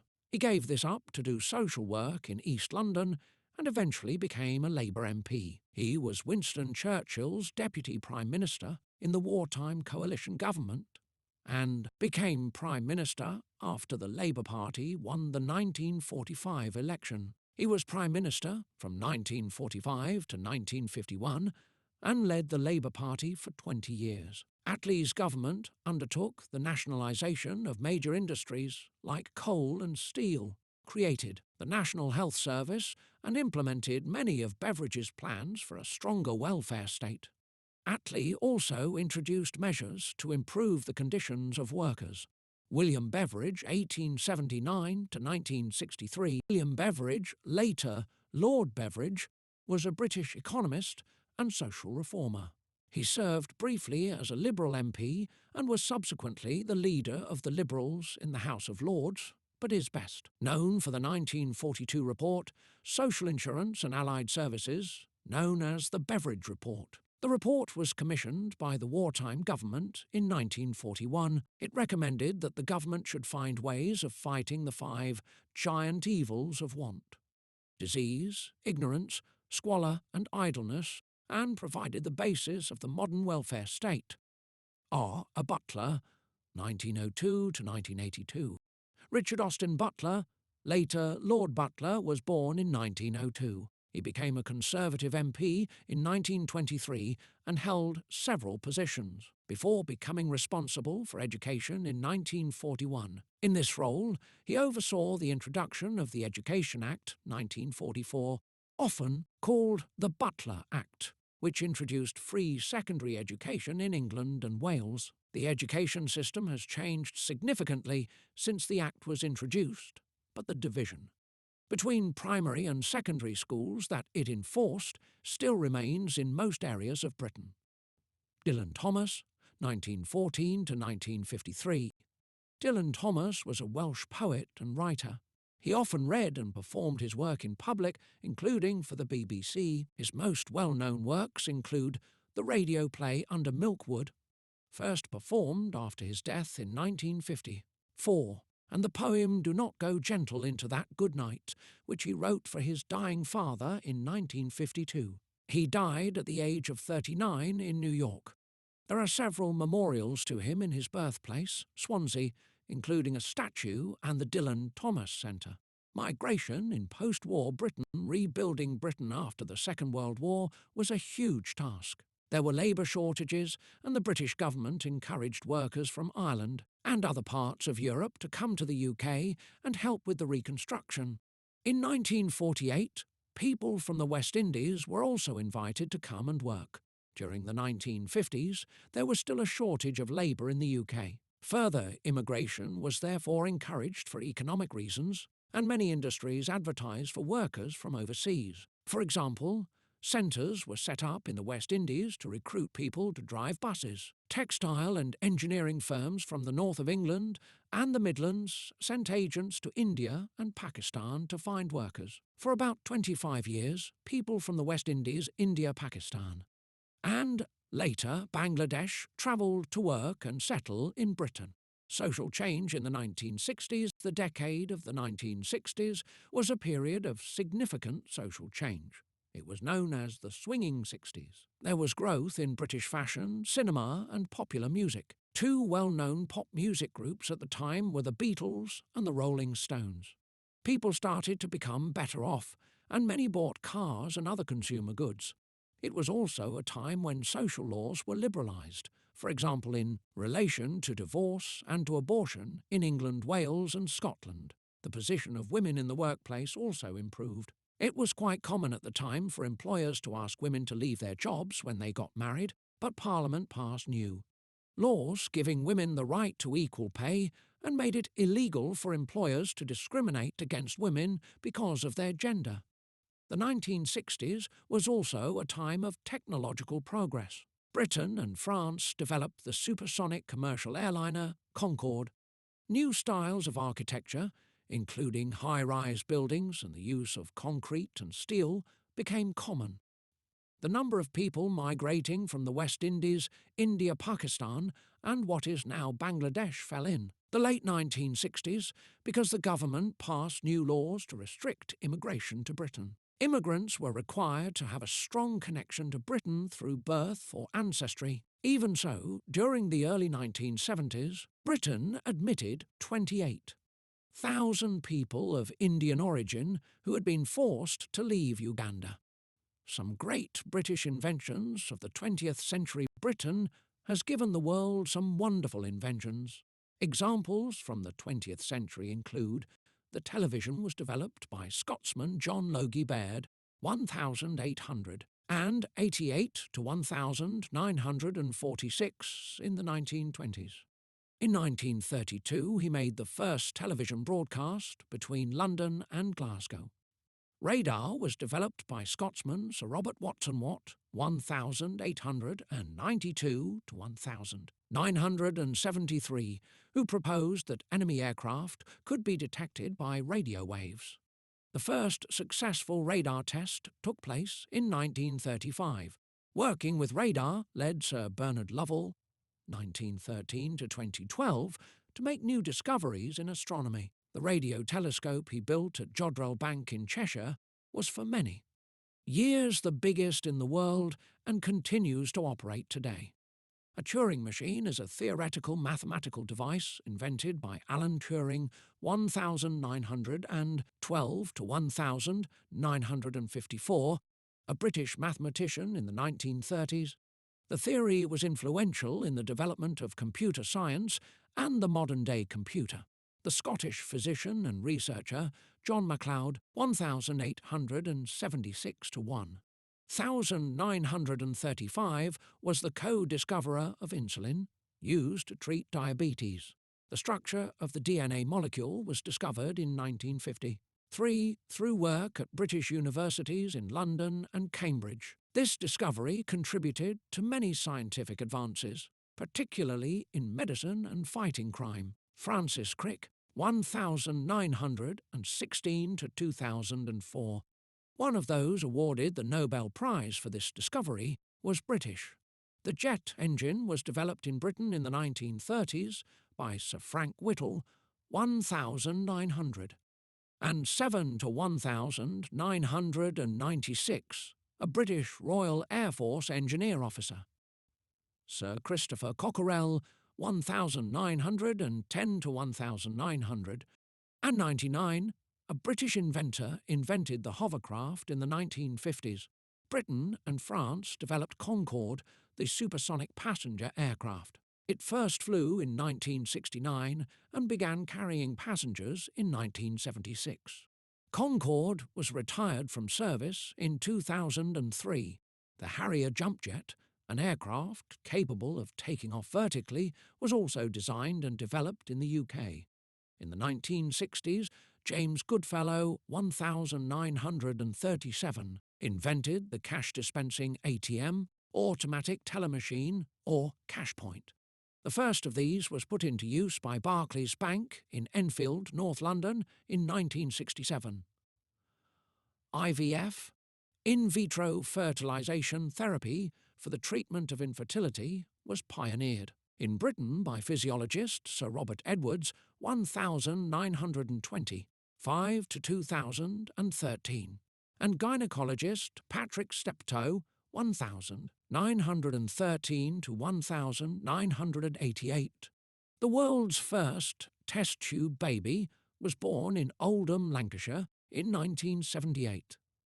In 1996, two British scientists, Sir Ian Wilmot, 1944, and Keith Campbell, 1954 to 2012, led a team which was the first to succeed in cloning a mammal, Dolly the sheep. This has led to further research into the possible use of cloning to preserve endangered species and for medical purposes. Sir Peter Mansfield, 1933 to 2017. A British scientist is the co-inventor of the MRI magnetic resonance imaging scanner. This enables doctors and researchers to obtain exact and non-invasive images of human internal organs and has revolutionized diagnostic medicine. The inventor of the World Wide Web, Sir Tim Berners-Lee, 1955, is British. Information was successfully transferred via the web for the first time on December 25, 1990. Problems in the economy in the 1970s, in the late 1970s, the post-war economic boom came to an end. Prices of goods and raw materials began to rise sharply, and the exchange rate between the pound and other currencies was unstable. This caused problems with the balance of payments. Imports of goods were valued at more than the price paid for exports. Many industries and services were affected by strikes, and this caused problems between the trade unions and the government. People began to argue that the unions were too powerful and that their activities were harming the UK. The 1970s were also a time of serious unrest in Northern Ireland. In 1972, the Northern Ireland Parliament was suspended, and Northern Ireland was directly ruled by the UK government. Some 3,000 people lost their lives in the decades after 1969 in the violence in Northern Ireland. Mary Peters, 1939, born in Manchester, Mary Peters moved to Northern Ireland as a child. She was a talented athlete who won an Olympic gold medal in the pentathlon in 1972. After this, she raised money for local athletics and became the team manager for the women's British Olympic team. She continues to promote sport and tourism in Northern Ireland and was made a Dame of the British Empire in 2000 in recognition of her work.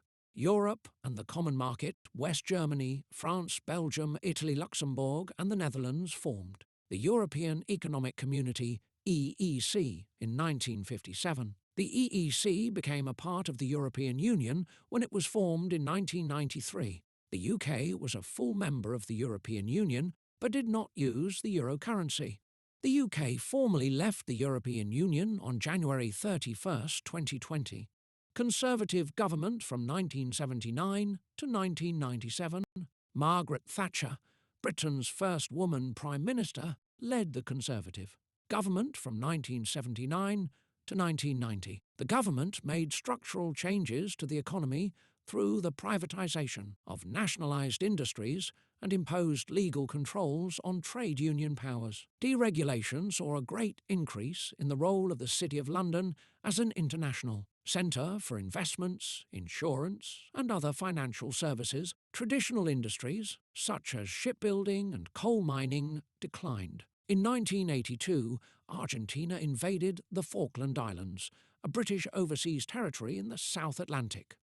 A naval task force was sent from the UK, and military action led to the recovery of the islands. John Major was Prime Minister after Mrs Thatcher and helped establish the Northern Ireland peace process. Margaret Thatcher, 1925 to 2013. Margaret Thatcher was the daughter of a grocer from Grantham in Lincolnshire. She trained as a chemist and lawyer. She was elected as a Conservative MP in 1959 and became a cabinet minister in 1970 as the Secretary of State for Education and Science. In 1975, she was elected as leader of the Conservative Party and so became leader of the opposition. Following the Conservative victory in the general election in 1979, Margaret Thatcher became the first woman Prime Minister of the UK. She was the longest-serving Prime Minister of the 20th century, remaining in office until 1990.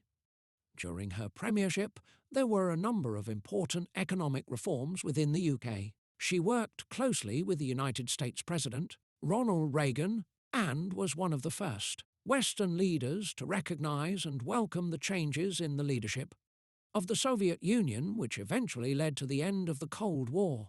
Margaret Thatcher, the first female Prime Minister of the UK, Roald Dahl, 1916 to 1990. Roald Dahl was born in Stoll, all in Wales. It was during the 1940s that he began to publish books and short stories. He is most well known for his children's books, although he also wrote for adults. His best-known works include Charlie and the Chocolate Factory and George's Marvellous Medicine. Several of his books have been made into films. Labour government from 1997 to 2010. In 1997, the Labour Party, led by Tony Blair, was elected. The Blair government introduced a Scottish Parliament and a Welsh Assembly. The Scottish Parliament has substantial powers to legislate. The Welsh Assembly was given fewer legislative powers, but considerable control over public services. In Northern Ireland, the Blair government was able to build on the peace process, resulting in the Good Friday Agreement signed in 1998.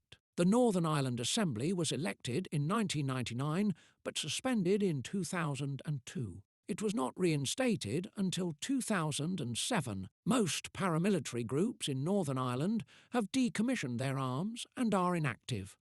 Gordon Brown took over as Prime Minister in 2007. Conflicts in Afghanistan and Iraq.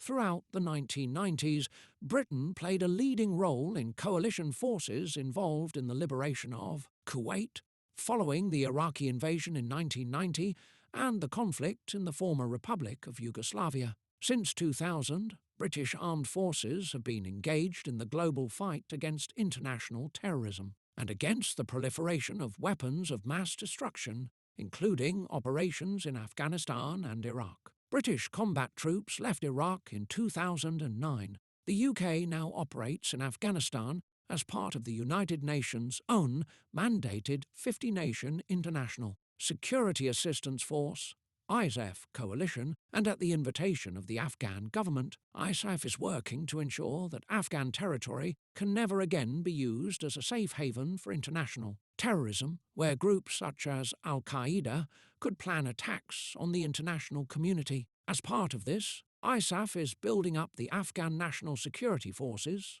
and is helping to create a secure environment in which governance and development can be extended. International forces are gradually handing over responsibility for security to the Afghans, who will have full security responsibility in all provinces by the end of 2014. Coalition government, 2010 onwards, and Brexit in May 2010, and for the first time in the UK since February 1970. 4. No political party won an overall majority in the general election. The Conservative and Liberal Democrat parties formed a coalition and the Leader of the Conservative Party, David Cameron, became Prime Minister. The Conservative Party won a majority at the general election of May 7th, 2015, and David Cameron remained Prime Minister. The Conservative government called a referendum on the UK's membership of the European Union. This was held on June 23, 2016. The UK voted by a margin of 51.9% to 48.1% to leave the European Union. David Cameron was succeeded as Prime Minister after the referendum by Theresa May on July 13, 2016. She, in turn, was succeeded by Boris Johnson on July 24, 2019.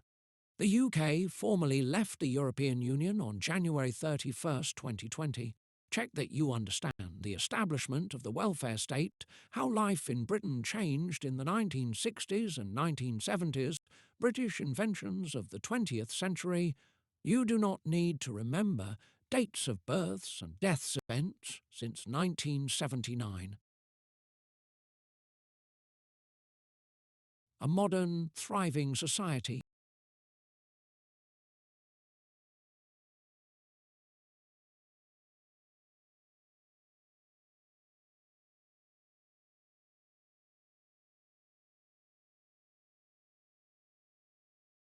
The UK today. The UK today is a more diverse society than it was 100 years ago in both ethnic and religious terms. Post-war immigration means that nearly 10% of the population has a parent or grandparent born outside the UK. The UK continues to be a multinational and multiracial society with a rich and varied culture. This section will tell you about the different parts of the UK and some of the important places. It will also explain some of the UK's traditions and customs and some of the popular activities that take place. The nations of the UK. The UK is located in the northwest of Europe. The longest distance on the mainland is from John O'Groats on the north coast of Scotland to Land's End in the southwest corner of England. It is about 870 miles, approximately 1,400 kilometres. Most people live in towns and cities, but much of Britain is still countryside. Many people continue to visit the countryside for holidays and for leisure activities such as walking, camping and fishing.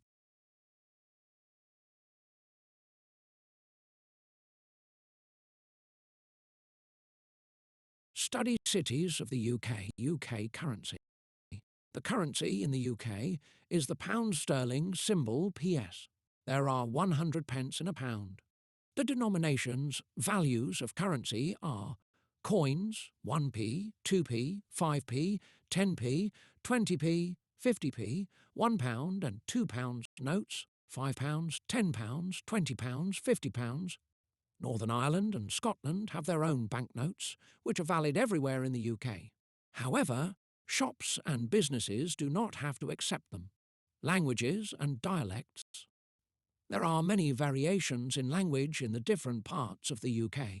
The English language has many accents and dialects. In Wales, many people speak Welsh, a completely different language from English, and it is taught in schools and universities. In Scotland, Gaelic, again, a different language, is spoken in some parts of the Highlands and Islands, and in Northern Ireland some people speak Irish Gaelic. Population, the table below, shows how the population of the UK has changed over time. Population growth in the UK year. Population 1,600, just over 4 million, 1,700, 5 million, 1,800, and 18 million, 1851, 20 million, 1901, 40 million, 1951, 50 million, 1998, 57 million, 2005, just under 60 million, 2010, just over 62 million, 2017, just over 66 million source. National statistics population growth has been faster in more recent years. Migration into the UK and longer life expectancy have played a part in population growth. The population is very unequally distributed over the 4 parts of the UK. England, more or less consistently, makes up 84% of the total population, Wales around 5%, Scotland just over 8%, and Northern Ireland less than 3%. An ageing population, people in the UK are living longer than ever before. This is due to improved living standards and better healthcare. There are now a record number of people aged 85 and over. This has an impact on the cost of pensions and healthcare. Ethnic diversity. The UK population is ethnically diverse and changing rapidly, especially in large cities such as London.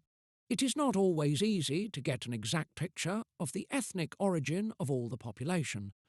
There are people in the UK with ethnic origins from all over the world. In surveys, the most common ethnic description chosen is white, which includes people of European, Australian, Canadian, New Zealand and American descent.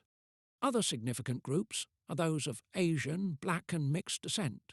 An equal society within the UK, it is a legal requirement that men and women should not be discriminated against because of their gender or because they are, or are not, married. They have equal rights to work, own property, marry and divorce. If they are married, both parents are equally responsible for their children. Women in Britain today make up about half of the workforce. On average, girls leave school with better qualifications than boys. More women than men study at university. Employment opportunities for women are much greater than they were in the past. Women work in all sectors of the economy, and there are now more women in high-level positions than ever before, including senior managers in traditionally male-dominated occupations. Alongside this, men now work in more varied jobs than they did in the past. It is no longer expected that women should stay at home and not work. Women often continue to work after having children. In many families today, both partners work and both share responsibility for childcare and household chores. Check that you understand the capital cities of the UK, what languages other than English are spoken in particular parts of the UK, how the population of the UK has changed, that the UK is an equal society and ethnically diverse, the currency of the UK.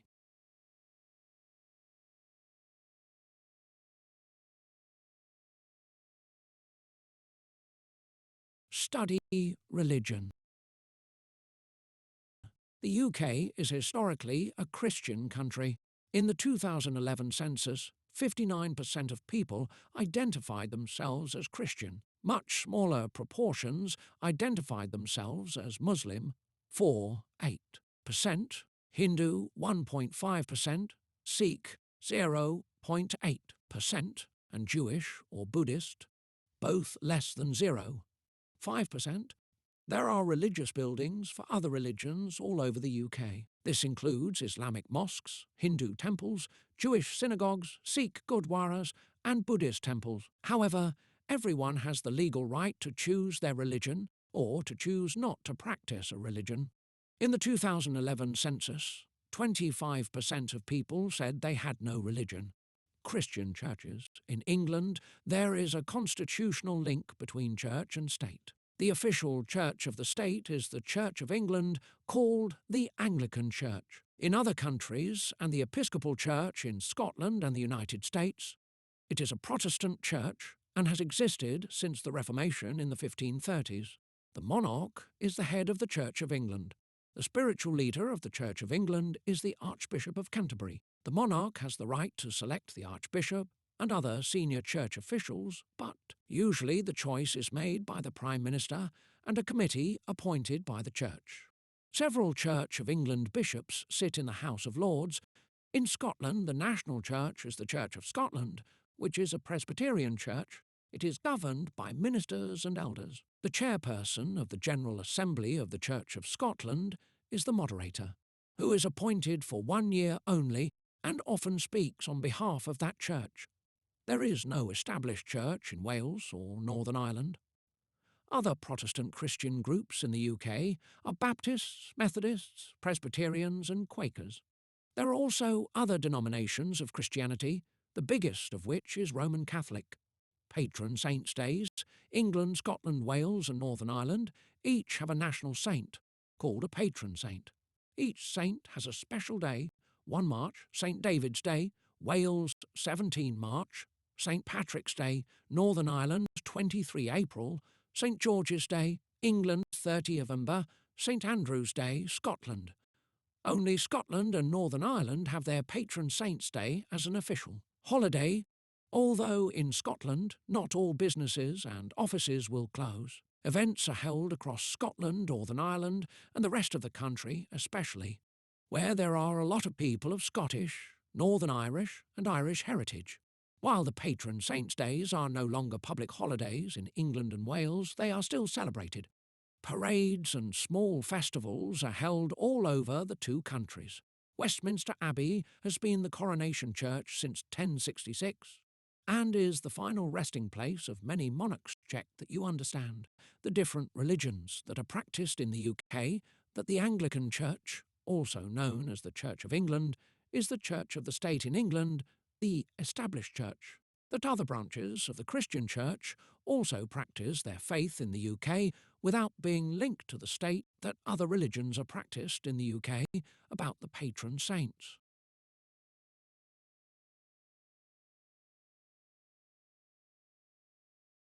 Study customs and traditions. The main Christian festivals, Christmas Day, 25 December, celebrates the birth of Jesus Christ.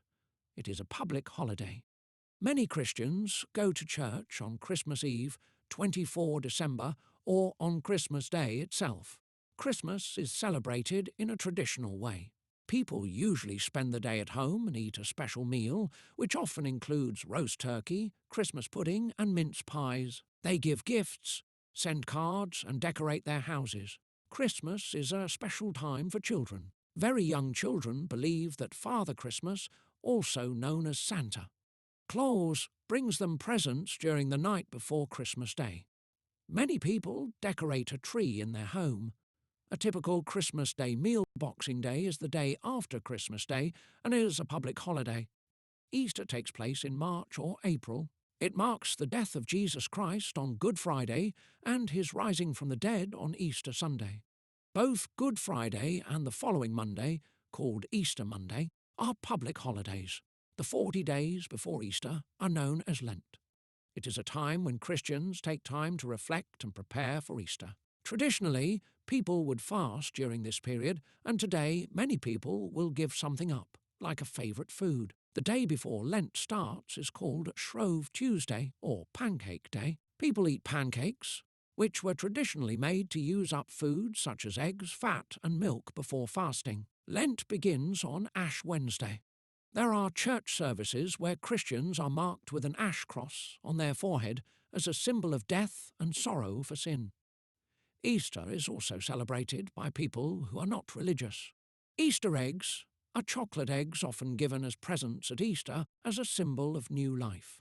Other religious festivals, Diwali, normally falls in October or November and lasts for 5 days. It is often called the Festival of Lights. It is celebrated by Hindus and Sikhs. It celebrates the victory of good over evil and the gaining of knowledge. There are different stories about how the festival came about. There is a famous celebration of Diwali in Leicester. Diwali is popularly known as the Festival of Lights. Hanukkah is in November or December and is celebrated for 8 days. It is to remember the Jews' struggle for religious freedom. On each day of the festival, a candle is lit on a stand of 8 candles called a menorah to remember the story of the festival, where oil that should have lasted only a day did so for 8. Eid al-Fitr celebrates the end of Ramadan, when Muslims have fasted for a month. They thank Allah for giving them the strength to complete the fast. The date when it takes place changes every year. Muslims attend special services and meals. Eid al-Adha remembers that the Prophet Ibrahim was willing to sacrifice his son when God ordered him to. It reminds Muslims of their own commitment to God. Many Muslims sacrifice an animal to eat during this festival. In Britain, this has to be done in a slaughterhouse. Vaisakhi, also spelled Baisakhi, is a Sikh festival which celebrates the founding of the Sikh community known as the Khalsa. It is celebrated on 14 April each year with parades, dancing and singing. Other festivals and traditions. New Year, 1 January, is a public holiday. People usually celebrate on the night of 31 December, called New Year's Eve. In Scotland, 31 December is called Hogmanay, and 2 January is also a public holiday. For some Scottish people, Hogmanay is a bigger holiday than Christmas. Valentine's Day, 14 February, is when lovers exchange cards and gifts. Sometimes people send anonymous cards to someone they secretly admire. April Fool's Day, 1 April, is a day when people play jokes on each other until midday. The television and newspapers often have stories that are April Fool jokes. Mothering Sunday or Mother's Day is the Sunday 3 weeks before Easter. Children send cards or buy gifts for their mothers. Father's Day is the 3rd Sunday in June. Children send cards or buy gifts for their fathers. Halloween, 31 October, is an ancient festival and has roots in the pagan festival to mark the beginning of winter. Young people will often dress up in frightening costumes to play trick or treat. People give them treats to stop them playing tricks on them. A lot of people carve lanterns out of pumpkins and put a candle inside. Bonfire Night, 5 November, is an occasion when people in Great Britain set off fireworks at home or in special displays. The origin of this celebration was an event in 1605 when a group of Catholics led by Guy Fawkes failed in their plan to kill the Protestant king with a bomb in the Houses of Parliament. Remembrance Day, 11 November, commemorates those who died fighting for the UK and its allies. Originally, it commemorated the dead of the First World War, which ended on November 11, 1918. People wear poppies, the red flower found on the battlefields of the First World War. At 11:000 a.m., there is a 2-minute silence and wreaths are laid at the cenotaph in Whitehall, London. Unveiled in 1920, the cenotaph is the centrepiece to the Remembrance Day service bank holidays.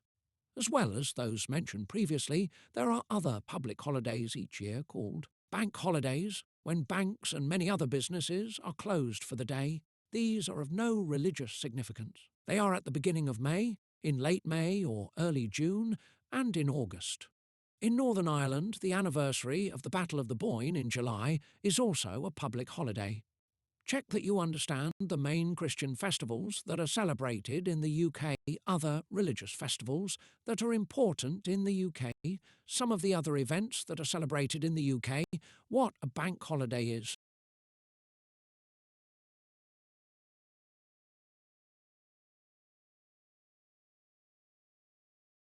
Study sport.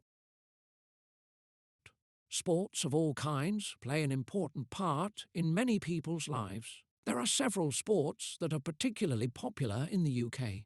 Many sporting events take place at major stadiums such as Wembley Stadium in London and the Principality Stadium in Cardiff. Local governments and private companies provide sports facilities such as swimming, pools, tennis courts, football pitches, dry ski slopes and gymnasiums. Many famous sports, including cricket, football, lawn tennis, golf and rugby, began in Britain. The UK has hosted the Olympic Games on 3 occasions: 1908, 1948 and 2012. The main Olympic site for the 2012 Games was in Stratford, East London. The British team was very successful across a wide range of Olympic sports, finishing 3rd in the medal table. The Paralympic Games for 2012 were also hosted in London. The Paralympics have their origin in the work of Dr. Sir Ludwig Guttmann, a German refugee at the Stoke Mandeville Hospital in Buckinghamshire. Dr. Guttmann developed new methods of treatment for people with spinal injuries and encouraged patients to take part in exercise and sport. Notable British sportsmen and women: Sir Roger Bannister, 1929 to 2018, was the first man in the world to run a mile in under 4 minutes in 1954. Sir Jackie Stewart, 1939, is a Scottish former racing driver who won the Formula One World Championship 3 times. Bobby Moore, 1941 to 1990. Captained the English football team that won the World Cup in 1966. Baron Ian Botham, 1955, captained the English cricket, and held a number of English Test cricket records, both for batting and for bowling. Jane Torville, 1,957, and Christopher Dean, 1,958. Won gold medals for ice dancing at the Olympic Games in 1984 and in 4 consecutive World Championships. Sir Steve Redgrave, 1962, won gold medals in rowing in 5 consecutive Olympic Games and is one of Britain's greatest Olympians. Baroness Tanny Gray Thompson, 1969, is an athlete who uses a wheelchair and won 16 Paralympic medals, including 11 gold medals, in races over 5 Paralympic Games. She won the London Marathon 6 times and broke a total of 30 world records. Dame Kelly Holmes, 1970, won 2 gold medals for running in the 2004 Olympic Games. She has held a number of British and European records. Dame Ellen MacArthur, 1976, is a yachtswoman, and in 2000. And 4 became the fastest person to sail around the world single-handed. Sir Chris Hoy, 1976, is a Scottish cyclist who has won 6 gold and 1 silver Olympic medals. He has also won 11 World Championship titles. David Weir, 1979, is a Paralympian who uses a wheelchair and has won 6 gold medals over 2 Paralympic Games. He has also won the London Marathon 8 times. Sir Bradley Wiggins, 1980, is a cyclist. In 2012, he became the first Briton to win the Tour de France. He has won 8 Olympic medals, including gold in the 2004, 2008, 2012 and 2016 Olympic Games. Sir Mo Farah, 1983, is a British distance runner, born in Somalia. He won gold medals in the 2012 and 2016 Olympics for the 5,000 and 10,000 metres and is the first Briton to win the Olympic gold medal in the 10,000 metres. Dame Jessica Ennis-Hill, 1986, is an athlete. She won the 2012 Olympic gold medal in the heptathlon and the silver medal in the 2016 Olympic Games, which includes 7 different track and field events. She also holds a number of British athletics records.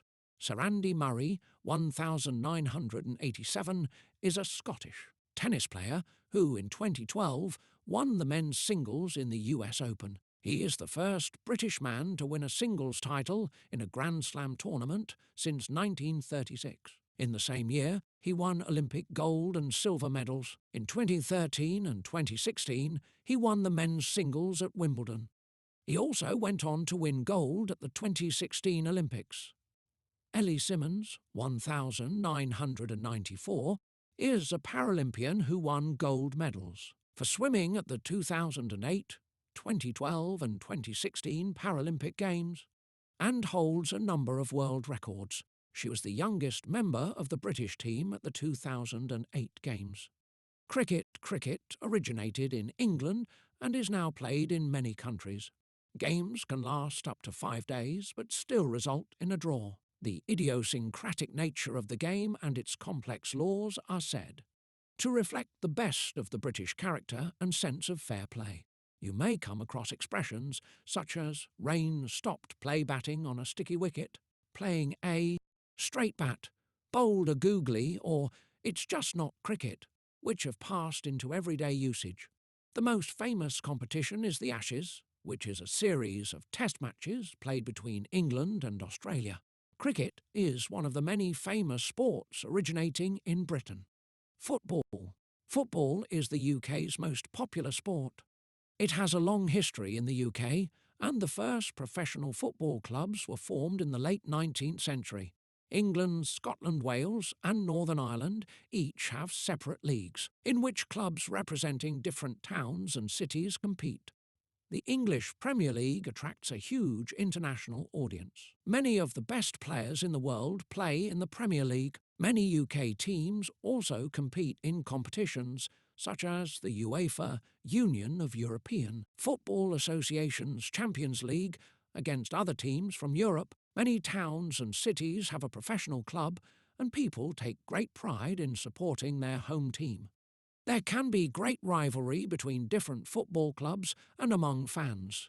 Each country in the UK also has its own national team that competes with other national teams across the world in tournaments, such as the FIFA, Fédération Internationale de Football Association World Cup and the UEFA European Football Championships. England's men's team won the World Cup in 1966 and England. Women's team won the European Championships in 2022. Football is also a popular sport to play in many local communities, with people playing amateur games every week in parks all over the UK. Rugby originated in England in the early 19th century and is very popular in the UK today. There are two different types of rugby, which have different rules, union and league. Both have separate leagues and national teams in England, Wales, Scotland and Northern Ireland, who play with the Irish Republic. Teams from all countries compete in a range of competitions. The most famous rugby union competition is the Six Nations Championship between England, Ireland, Scotland, Wales, France and Italy. The Super League is the most well-known rugby league club competition. Horse racing. There is a very long history of horse racing in Britain, with evidence of events taking place as far back as Roman times. The sport has a long association with royalty. There are racecourses all over the UK. Famous horse racing events include Royal Ascot, a 5-day race meeting in Berkshire attended by members of the royal family, the Grand National at Aintree near Liverpool, and the Scottish Grand National at Ayr. There is a National Horse Racing Museum in Newmarket, Suffolk. Golf. The modern game of golf can be traced back to 15th century Scotland. It is a popular sport played socially as well as professionally. There are public and private golf courses all over the UK. St Andrews in Scotland is known as the home of golf. The Open Championship is the only major tournament held outside the United States. It is hosted by a different golf course every year. Tennis. Modern tennis evolved in England in the late 19th century. The first tennis club was founded in Leamington Spa in 1872. The most famous tournament hosted in Britain is the Wimbledon Championships, which takes place each year at the All England Lawn Tennis and Croquet Club. It is the oldest tennis tournament in the world and the only Grand Slam event played on grass. Water sports. Sailing continues to be popular in the UK, reflecting our maritime heritage. A British sailor, Sir Francis Chichester, was the first person to sail single-handed around the world, passing the Cape of Good Hope, Africa, and Cape Horn, South America, in 1966-67. 2 years later, Sir Robin Knox Johnston became the first person to do this without stopping. Many sailing events are held throughout the UK, the most famous of which is at Cowes on the Isle of Wight. Rowing is also popular, both as a leisure activity and as a competitive sport. There is a popular yearly race on the Thames between Oxford and Cambridge universities. Motorsports.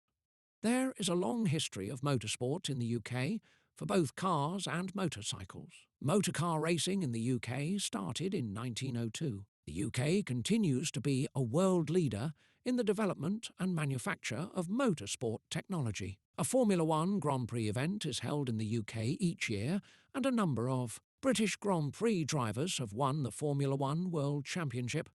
Recent British winners include Damon Hill, Lewis Hamilton and Jenson Button. Skiing. Skiing is increasingly popular in the UK. Many people go abroad to ski, and there are also dry ski slopes throughout the UK. Skiing on snow may also be possible during the winter. There are 5 ski centres in Scotland, as well as Europe's longest dry ski slope near Edinburgh. Arts and culture. Music. Music is an important part of British culture with a rich and varied heritage. It ranges from classical music to modern pop. There are many different venues and musical events that take place across the UK. The Proms is an 8-week summer season of orchestral classical music that takes place in various venues, including the Royal Albert Hall in London. It has been organised by the British Broadcasting Corporation, BBC, since 1927. The last night of the Proms is the most well-known concert and, along with others in the series, is broadcast on television. Classical music has been popular in the UK for many centuries. Henry Purcell 1659 to 1695 was the organist at Westminster Abbey. He wrote church music, operas and other pieces, and developed a British style distinct from that elsewhere in Europe. He continues to be influential on British composers.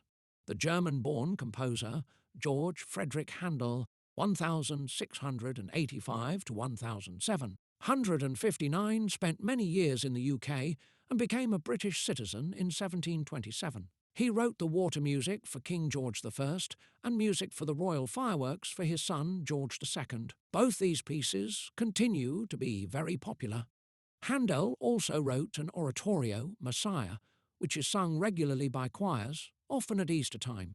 More recently, important composers include Gustav Holst 1874 to 1934, whose work includes the planets, a suite of pieces themed around the planets of the solar system. He adapted Jupiter, part of the Planets Suite, as the tune for I Vow to Thee My Country, a popular hymn in British churches. Sir Edward Elgar, 1857 to 1934, was born in Worcester, England. His best-known work is probably the Pomp and Circumstance marches. March, No One, Land of Hope and Glory is usually played at the last night of the proms at the Royal Albert Hall. The Royal Albert Hall is the venue for the last night of the proms. Ralph Vaughan Williams, 1872 to 1000, note music for orchestras and choirs. He was strongly influenced by traditional English folk music.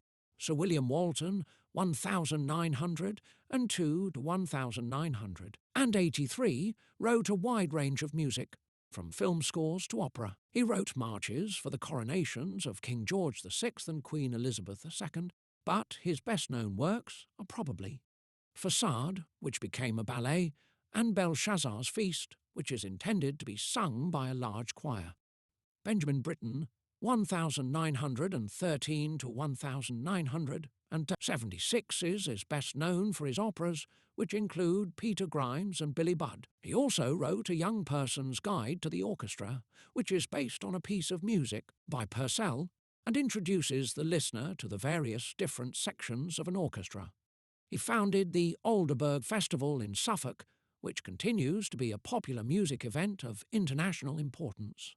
Other types of popular music, including folk music, jazz, pop and rock music, have flourished in Britain since the 20th century. Britain has had an impact on popular music around the world due to the wide use of the English language, the UK's cultural links with many countries, and British capacity for invention and innovation.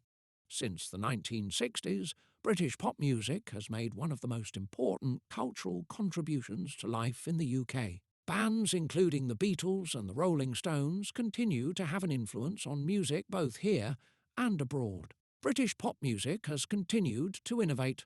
For example, the punk movement of the late 1970s and the trend towards boy and girl bands in the 1990s. There are many large venues that host music events throughout the year, such as Wembley Stadium, the O2 in Greenwich, South East London, and the SEC Centre in Glasgow. Festival season takes place across the UK every summer, with major events in various locations. Famous festivals include Glastonbury, the Isle of Wight Festival, and Creamfields. Many bands and solo artists, both well-known and up-and-coming, perform at these events. The National Eisteddfod of Wales is an annual cultural festival which includes music, dance, art and original performances largely in Welsh. It includes a number of important competitions for Welsh poetry. The Mercury Prize is awarded each September for the best album from the UK and Ireland. The Brit Awards is an annual event that gives awards in a range of categories, such as Best British Group and Best British Solo Artist. Theatre. There are theatres in most towns and cities throughout the UK, ranging from the large to the small. They are an important part of local communities and often show both professional and amateur productions. London's West End, also known as Theatreland, is particularly well known. The Mousetrap, a murder mystery play by Dame Agatha Christie, has been running in the West. end since 1952 and has had the longest initial run of any show in history. There is also a strong tradition of musical theatre in the UK. In the 19th century, Gilbert and Sullivan wrote comic operas, often making fun of popular culture and politics. These operas include HMS Pinafore, The Pirates of Penzance, and The Mikado. Gilbert and Sullivan's work is still often staged by professional and amateur groups. More recently, Baron Andrew Lloyd Webber has written the music for shows which have been popular throughout the world, including, in collaboration with Sir Tim Rice, Jesus Christ Superstar and Evita, and also Cats and the Phantom of the Opera. One British tradition is the pantomime. Many theatres produce a pantomime at Christmas time. They are based on fairy stories and are light-hearted plays with music and comedy enjoyed by family audiences. One of the traditional characters is the Dame, a woman played by a man. There is often also a pantomime horse or cow played by two actors in the same costume. The Edinburgh Festival takes place in Edinburgh, Scotland, every summer. It is a series of different arts and cultural festivals, with the biggest and most well-known being the Edinburgh Festival Fringe, the Fringe. The Fringe is a showcase of mainly theatre and comedy performances. It often shows experimental work. The Laurence Olivier Awards take place annually at different venues in London. There are a variety of categories, including Best Director, Best Actor, and Best Actress. The awards are named after the British actor Sir Laurence Olivier, later Lord Olivier, who was best known for his roles in various Shakespeare plays. Art during the Middle Ages, most art had a religious theme, particularly wall paintings in churches and illustrations in religious books. Much of this was lost after the Protestant Reformation, but wealthy families began to collect other paintings and sculptures. Many of the painters working in Britain in the 16th and 17th centuries were from abroad, for example Hans Holbein and Sir Anthony van Dyck. British artists, particularly those painting portraits and landscapes, became well known from the 18th century onwards. Works by British and international artists are displayed in galleries across the UK. Some of the most well-known galleries are the National Gallery, Tate Britain and Tate Modern. In London, the National Museum in Cardiff and the Scottish National Gallery in Edinburgh. Notable British artists Thomas Gainsborough, 1727 to 1788, was a portrait painter who often painted people in country or garden scenery. David Allen, 1744 to 1796, was a Scottish painter who was best known for painting portraits. One of his most famous works is called The Origin of Painting. Joseph Turner, 1775 to 1008, 151, was an influential landscape painter in a modern style. He is considered the artist who raised the profile of landscape painting. John Constable, 1776 to 1837, was a landscape painter most famous for his works of Dedham Vale on the Suffolk-Essex border in the east of England. The Pre-Raphaelites were an important group of artists in the second half of the 19th century. They painted detailed pictures on religious or literary themes in bright colours. The group included Holman Hunt, Dante Gabriel Rossetti, and Sir John Millais. Sir John Lavery, 1856 to 1009, 141, was a very successful Northern Irish portrait painter. His work included painting the royal family. Henry Moore, 1898 to 1986, was an English sculptor and artist. He is best known for his large bronze abstract sculptures. John Petts, 1914 to 1991, was a Welsh artist best known for his engravings and stained glass. Lucian Freud, 1922 to 2011, was a German-born British artist. He is best known for his portraits. David Hockney, 1937, was an important contributor to the pop art movement of the 1960s and continues to be influential today. Tate Modern is based in the former Bankside Power Station in central London. The Turner Prize was established in 1984 and celebrates contemporary art. It was named after Joseph Turner. 4 works are shortlisted every year and shown at Tate Britain before the winner is announced. The Turner Prize is recognised as one of the most prestigious visual art awards.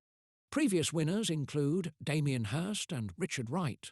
Architecture, the architectural heritage of the UK, is rich and varied. In the Middle Ages, great cathedrals and churches were built, many of which still stand today. Examples are the cathedrals in Durham, Lincoln, Canterbury and Salisbury.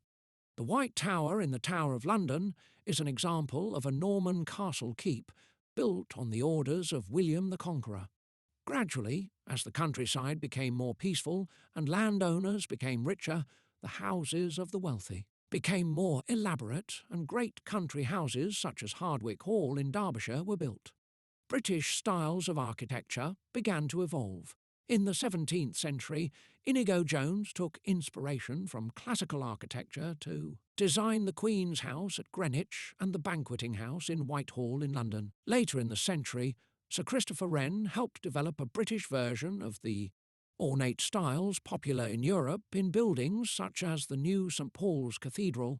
In the 18th century, simpler designs became popular. The Scottish architect Robert Adam influenced the development of architecture in the UK, Europe and America. He designed the inside decoration as well as the building itself in great houses such as Dumfries House in Scotland.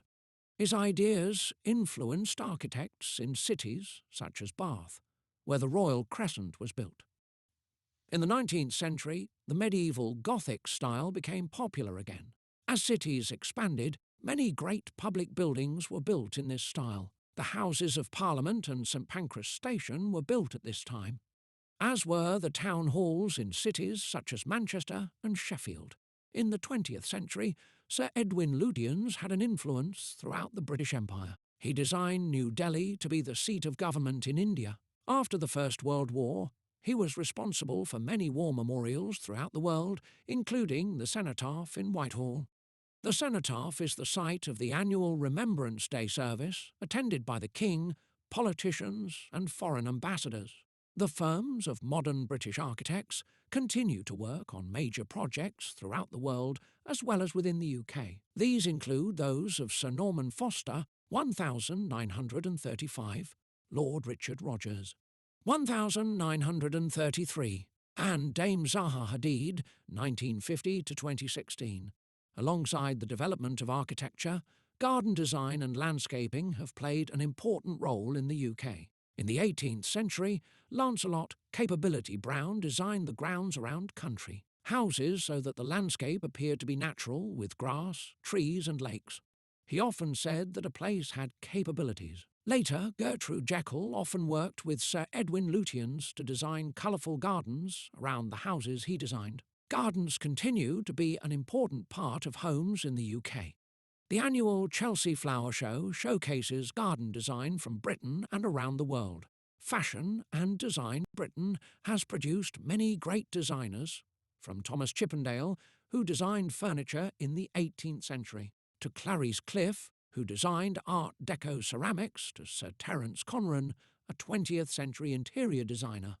Leading fashion designers of recent years include Mary Quant, Alexander MC Queen and Vivienne Westwood. Literature. The UK has a prestigious literary history and tradition. Several British writers, including the novelist Sir William Golding, the poet Seamus Heaney and the playwright Harold Pinter, have won the Nobel Prize in Literature. Other authors have become well known in popular fiction. Agatha Christie's detective stories are read all over the world, and Ian Fleming's books introduced James Bond. In 2003, The Lord of the Rings by J.R.R. Tolkien was voted the country's best-loved novel. The Booker Prize is awarded annually for the best fiction novel written in English and published in the UK and Ireland. It has been awarded since 1968. Past winners include Ian MC Ewan, Hilary Mantel and Julian Barnes. Notable authors and writers: Jane Austen, 1775 to 1817, was an English novelist. Her books include Pride and Prejudice and Sense and Sensibility. Her novels are concerned with marriage and family relationships. Many have been made into television programs or films. Charles Dickens, 1812 to 1870, wrote a number of very famous novels, including Oliver Twist and Great Expectations. You will hear references in everyday talk to some of the characters in his books, such as Scrooge, a mean person, or Mr. Micawber, always hopeful. Robert Louis Stevenson, 1850 to 1894, wrote books which are still read by adults and children today. His most famous books include Treasure Island, Kidnapped, and Dr. Jekyll and Mr. Hyde. Thomas Hardy, 1840 to 1928, was an author and poet. His best-known novels focus on rural society and include Far from the Madding Crowd and Jude the Obscure. Sir Arthur Conan Doyle, 1859 to 1930, was a Scottish doctor and writer. He was best known for his stories about Sherlock Holmes, who was one of the first fictional detectives. Evelyn Waugh, 1903 to 1900, and 66 wrote satirical novels, including Decline and Fall and Scoop. He is perhaps best known for Brideshead Revisited. Sir Kingsley Amis, 1922 to 1995, was an English novelist and poet. He wrote more than 20 novels. The most well-known is Lucky Jim. Graham Greene, 1904 to 1991, wrote novels often influenced by his religious beliefs, including The Heart of the Matter, The Honorary Consul, Brighton Rock, and Our Man in Havana. J.K. Rowling, 1965, wrote the Harry Potter series of children's books, which have enjoyed huge international success. She now writes fiction for adults as well. British poets. British poetry is among the richest in the world. The Anglo-Saxon poem Beowulf tells of its heroes' battles against monsters and is still translated into modern English.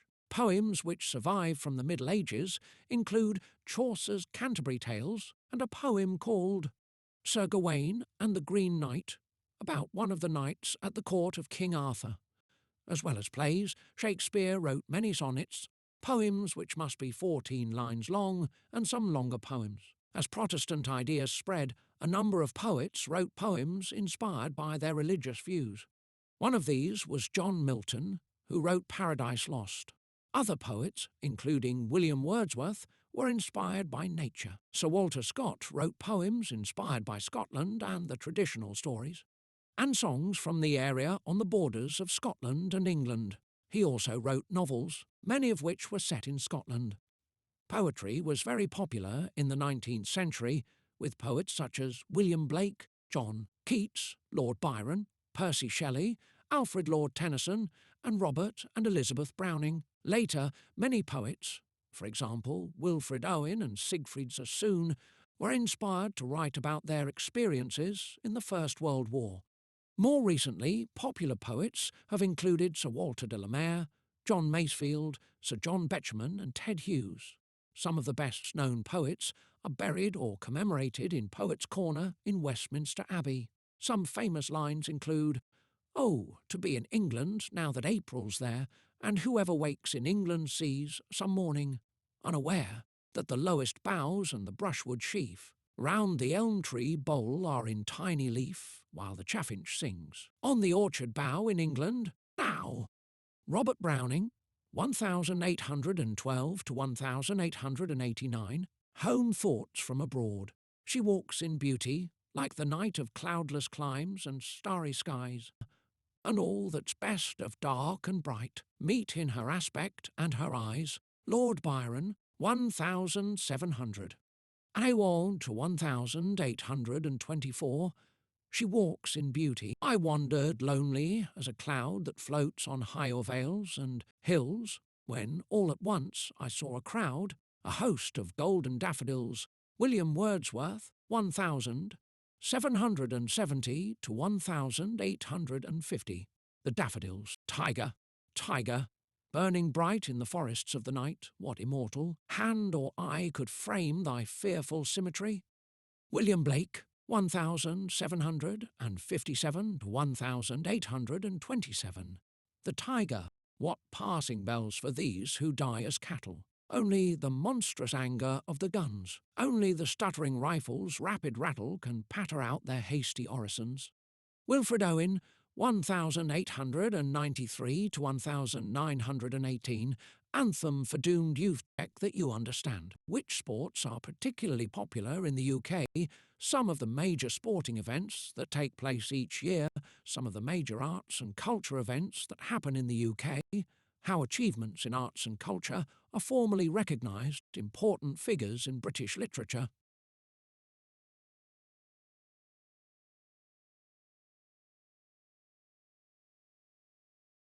Study, leisure. People in the UK spend their leisure time in many different ways. Gardening. A lot of people have gardens at home and will spend their free time looking after them. Some people rent additional land called an allotment, where they grow fruit and vegetables. Gardening and flower shows range from major national exhibitions to small local events. Many towns have garden centres selling plants and gardening equipment. There are famous gardens to visit throughout the UK, including Kew Gardens, Sissinghurst and Hidcote in England, Crathers Castle and Inverary Castle in Scotland, Bodnant Garden in Wales and Mount Stuart in Northern Ireland. The countries that make up the UK all have flowers which are particularly associated with them and which are sometimes worn on National Saints' Days. England, the rose Scotland, the thistle Wales, the daffodil Northern Ireland, the shamrock. Shopping. There are many different places to go shopping in the UK. Most towns and cities have a central shopping area, which is called the town centre. Undercover shopping centres are also common. These might be in town centres or on the outskirts of a town or city. Most shops in the UK are open 7 days a week, although trading hours on Sundays and public holidays are generally reduced. Many towns also have markets on 1 or more days a week, where stallholders sell a variety of goods. Cooking and food. Many people in the UK enjoy cooking. They often invite each other to their homes for dinner.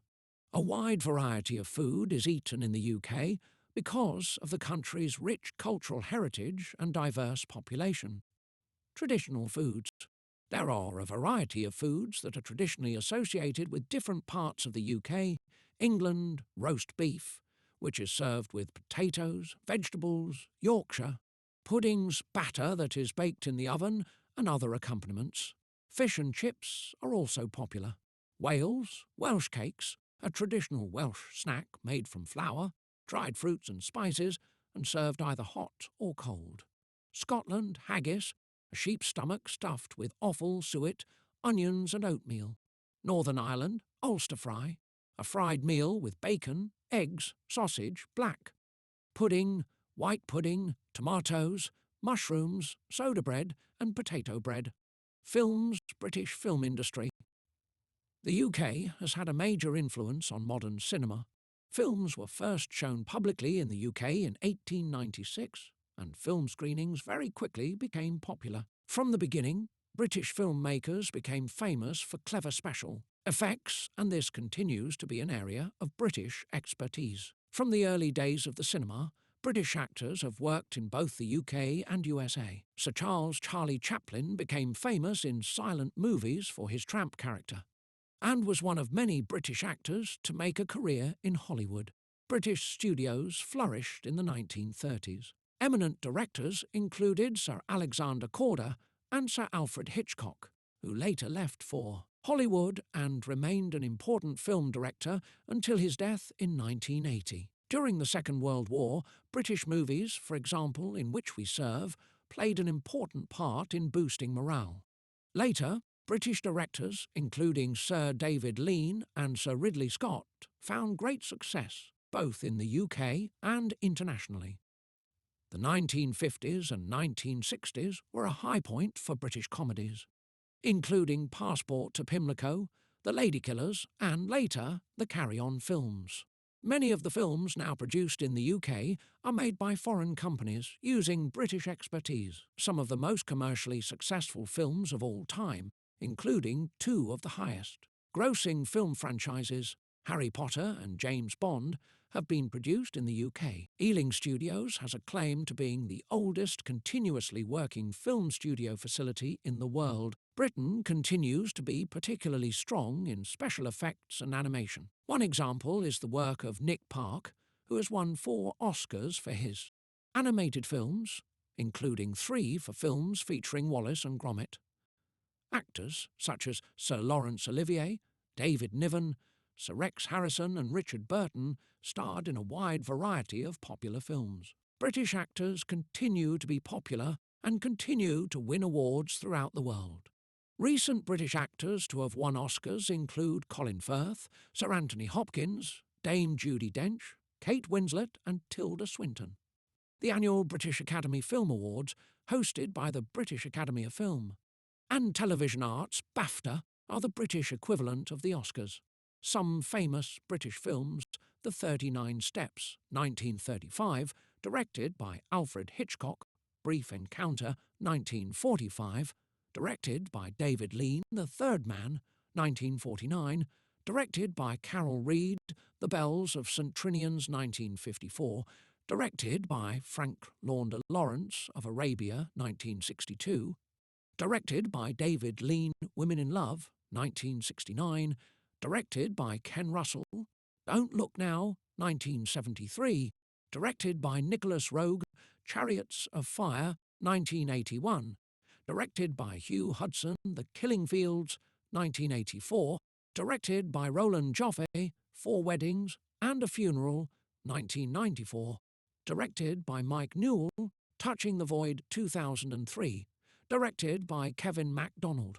British comedy. The traditions of comedy and satire, and the ability to laugh at ourselves, are an important part of the UK character.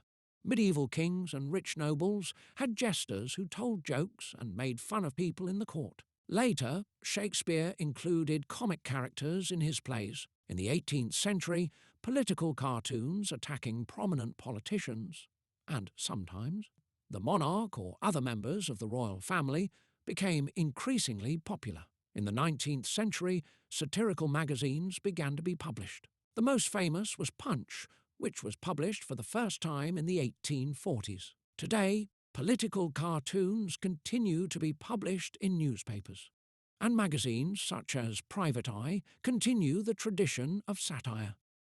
Comedians were a popular feature of British music hall, a form of variety theatre which was very common until television became the leading form of entertainment in the UK. Some of the people who had performed in the music halls in the 1940s and 1950s, such as Morecambe and Wise, became stars of television. Television comedy developed its own style. Situation comedies, or sitcoms, which often look at family life and relationships in the workplace, remain popular. Satire has also continued to be important, with shows like That Was the Week That Was In, the 1960s, and Spitting Image in the 1980s and 1990s. In 1969, Monty Python's Flying Circus introduced a new type of progressive comedy. Stand-up comedy, where a solo comedian talks to a live audience, has become popular again in recent years. Television and radio, many different television TV channels are available in the UK. Some are free to watch and others require a paid subscription. British television shows a wide variety of programmes. Popular programmes include regular soap operas such as Coronation Street and EastEnders. In Scotland, some Scotland-specific programmes are shown, and there is also a channel with programmes in the Gaelic language. There is a Welsh language channel in Wales. There are also programmes specific to Northern Ireland and some programmes broadcast in Irish Gaelic. Everyone in the UK with a TV, computer or other medium which can be used for watching TV must have a television licence. One licence covers all of the equipment in one home, except when people rent different rooms in a shared house and each has a separate tenancy agreement. Those people must each buy a separate licence. Some people over 75 can apply for a free TV licence, and blind people can get a 50% discount. You will receive a fine of up to £1,000 if you watch TV but do not have a TV licence. The money from TV licences is used to pay for the British Broadcasting Corporation, BBC. This is a British public service broadcaster providing television and radio programmes. The BBC is the largest broadcaster in the world. Although it receives some state funding, it is independent of the government. Other UK channels are primarily funded through advertisements and subscriptions. There are also many different radio stations in the UK. Some broadcast nationally and others in certain cities or regions. There are radio stations that play certain types of music and some broadcast in regional languages such as Welsh or Gaelic. Like television, BBC radio stations are funded by TV licenses and other radio stations are funded through advertisements. Social networking websites such as Facebook and Twitter are a popular way for people to stay in touch with friends, organise social events, and share photos, videos, and opinions. Many people use social networking on their mobile phones when out and about. Pubs and nightclubs. Public houses, pubs, are an important part of the UK social culture. Many people enjoy meeting friends in the pub. Most communities will have a local pub that is a natural focal point for social activities. Pub quizzes are popular. Pool and darts are traditional pub games. To buy alcohol in a pub or nightclub, you must be 18 or over, but people under that age may be allowed in some pubs with an adult. When they are 16, people can drink wine or beer with a meal in a hotel or restaurant, including eating areas in pubs as long as they are with someone over 18. Pubs are usually open during the day from 11:00 a.m. 12 noon on Sundays. Nightclubs with dancing and music usually open and close later than pubs. The licensee decides the hours that the pub or nightclub is open. Betting and gambling in the UK, people often enjoy a gamble on sports or other events. There are also casinos in many places. You have to be 18 to go into betting shops or gambling clubs. There is a national lottery for which draws are made every week. You can enter by buying a ticket or a scratch card. People under 18 are not allowed to participate in the national lottery. Pets. A lot of people in the UK have pets such as cats or dogs. They might have them for company or because they enjoy looking after them. It is against the law to treat a pet cruelly or to neglect it. All dogs in public places must wear a collar showing the name and address of the owner. The owner is responsible for keeping the dog under control and for cleaning up after the animal in a public place. Vaccinations and medical treatment for animals are available from veterinary surgeons, vets. There are charities which may help people who cannot afford to pay a vet. Places of interest. The UK has a large network of public footpaths in the countryside. There are also many opportunities for mountain biking, mountaineering and hill walking. There are 15 national parks in England, Wales and Scotland. They are areas of protected countryside that everyone can visit, and where people live, work and look after the landscape. There are many museums in the UK which range from small community museums to large national and civic collections. Famous landmarks exist in towns, cities and the countryside throughout the UK. Most of them are open to the public to view, generally for a charge. Many parts of the countryside and places of interest are kept open by the National Trust in England, Wales and Northern Ireland and the National Trust for Scotland. Both are charities that work to preserve important buildings, coastline and countryside in the UK. The National Trust was founded in 1895 by 3 volunteers. There are now more than 61,000 volunteers helping to keep the organisation running. UK landmarks. Big Ben is the nickname for the great bell of the clock at the Houses of Parliament in London. Many people call the clock Big Ben as well. The clock is over 150 years old and is a popular tourist attraction. The clock tower is named Elizabeth Tower in honour of Queen Elizabeth II's Diamond Jubilee in 2012. The Eden Project. The Eden Project is located in Cornwall, in the southwest of England. Its biomes, which are like giant greenhouses, house plants from all over the world. The Eden Project is also a charity which runs environmental and social projects internationally. Edinburgh Castle.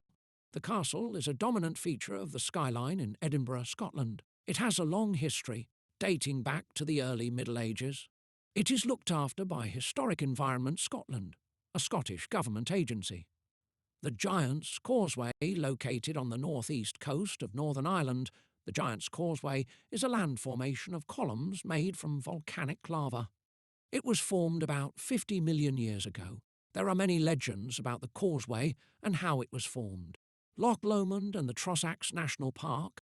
This national park covers 720 square miles, 1,865 square kilometres in the west of Scotland.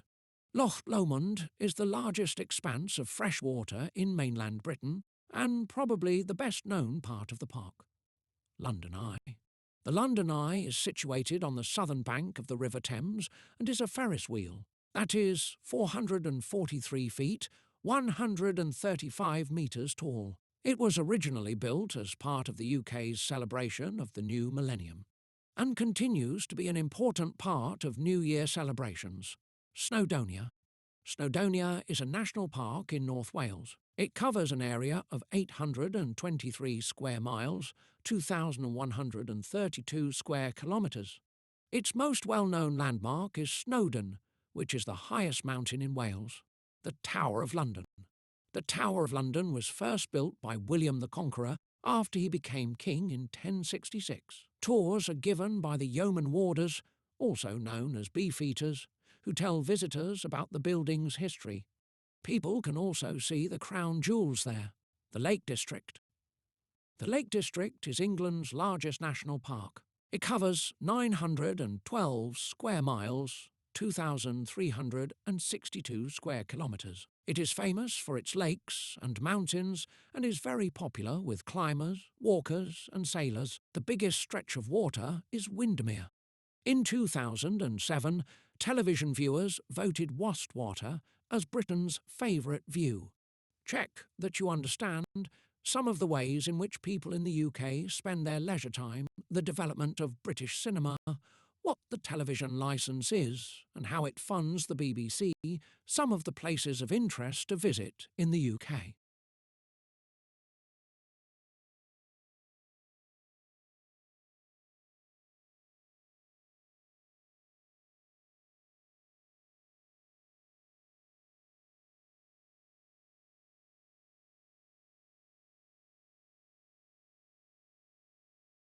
The UK government, the law and your role chapter contents, the development of British democracy, the British Constitution, the government, the UK and international institutions, respecting the law, fundamental principles, your role in the community.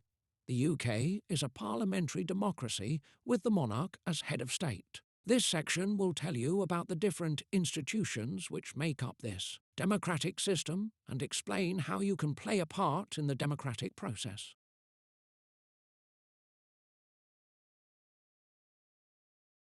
Study the development of British democracy. Democracy is a system of government where the whole adult population gets a say. This might be by direct voting or by choosing representatives to make decisions on their behalf. At the turn of the 19th century, Britain was not a democracy as we know it today. Although there were elections to select members of Parliament, MPs, only a small group of people could vote. They were men who were over 21 years of age and who owned a certain amount of property.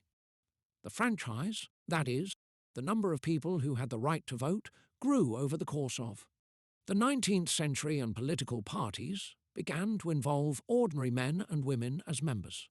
In the 1830s and 1840s, a group called the Chartists campaigned for reform. They wanted 6 changes: for every man to have the vote elections every year, for all regions to be equal in the electoral system's secret ballots, for any man to be able to stand as an MP, for MPs to be paid.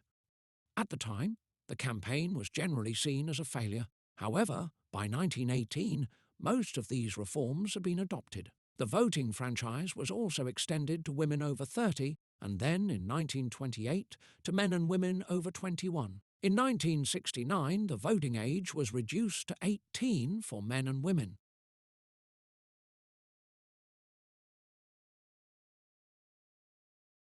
Study the British Constitution.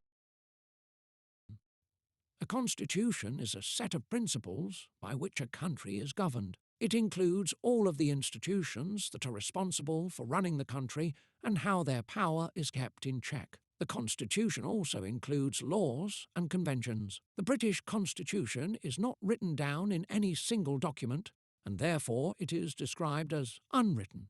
This is mainly because the UK, unlike America or France, has never had a revolution which led permanently to a totally new system of government. Our most important institutions have developed over hundreds of years. Some people believe that there should be a single document, but others believe an unwritten constitution allows for more flexibility and better government.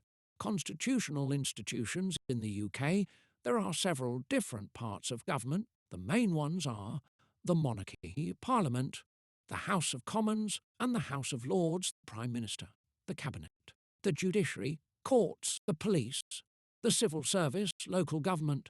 In addition, there are devolved governments in Scotland, Wales and Northern Ireland that have the power to legislate on certain issues. King Charles III, head of state of the UK. The monarchy, King Charles III, is the head of state of the UK. He is also the monarch, or head of state, for many countries in the Commonwealth. The UK has a constitutional monarchy.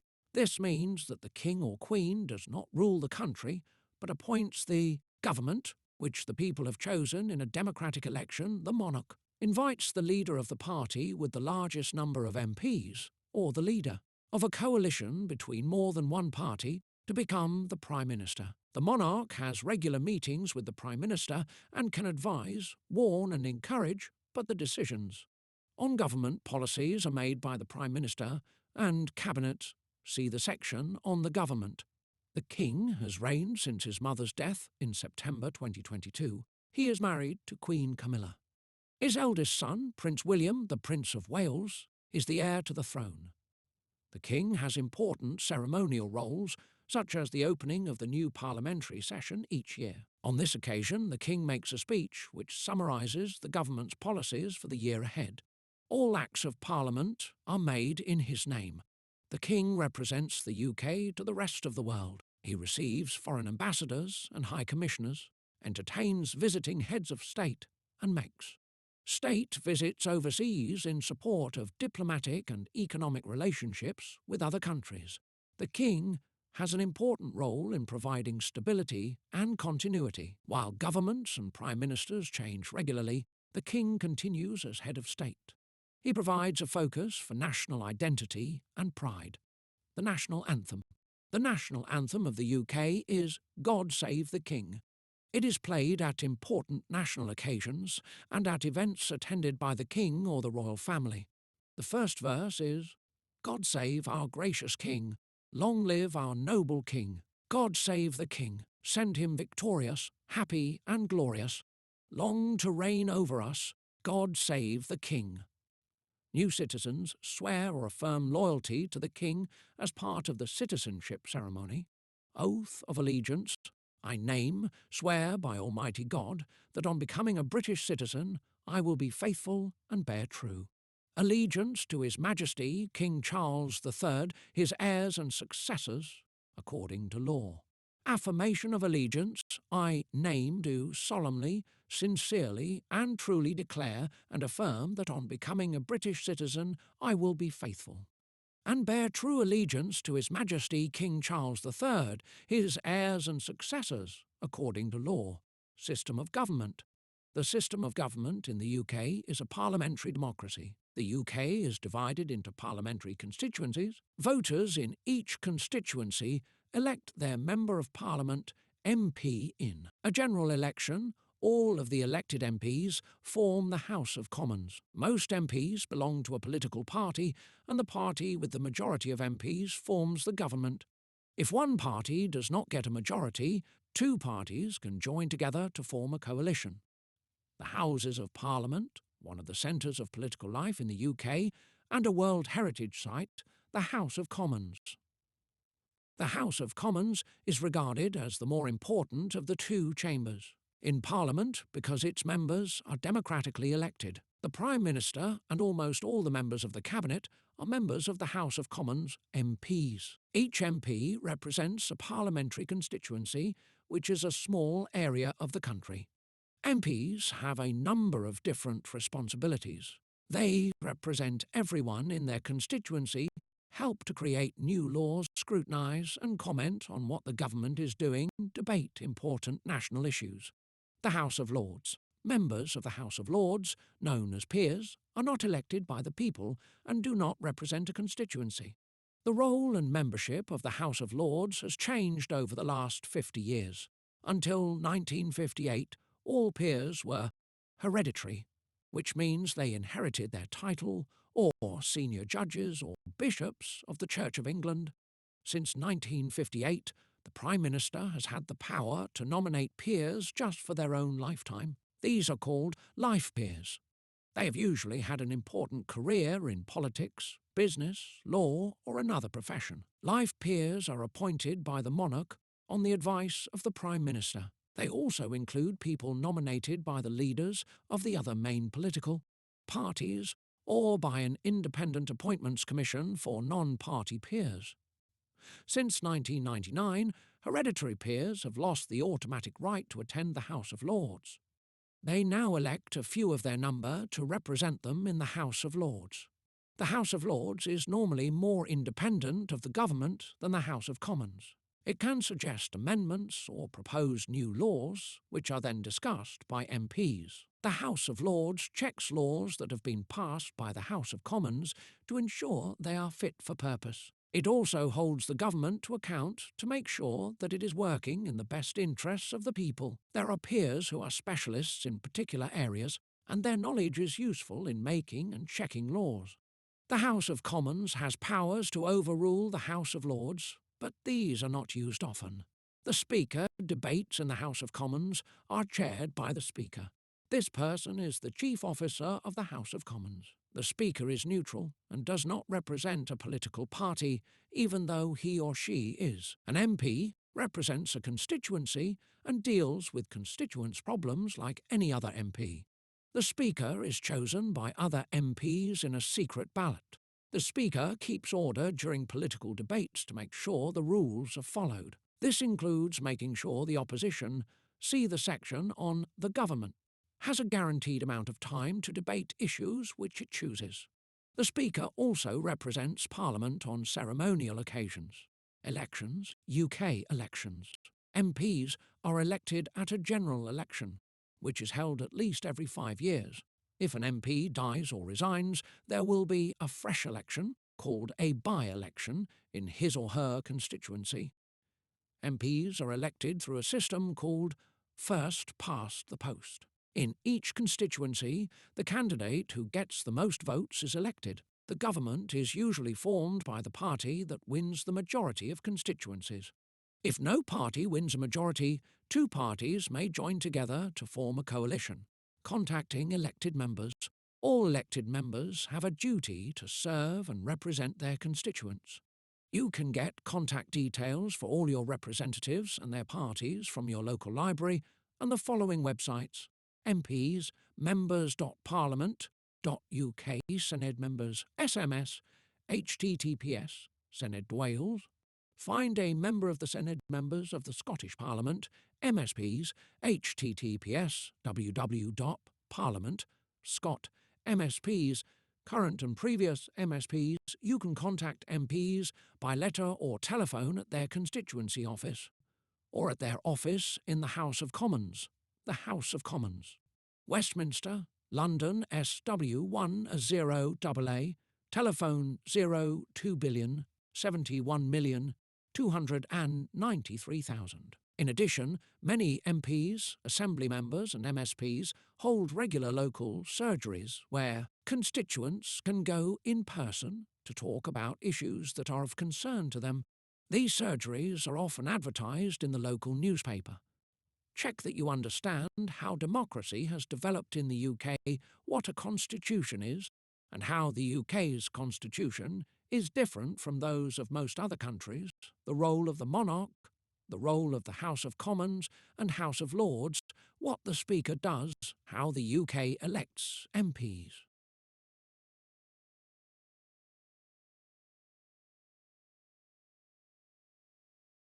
Study the government.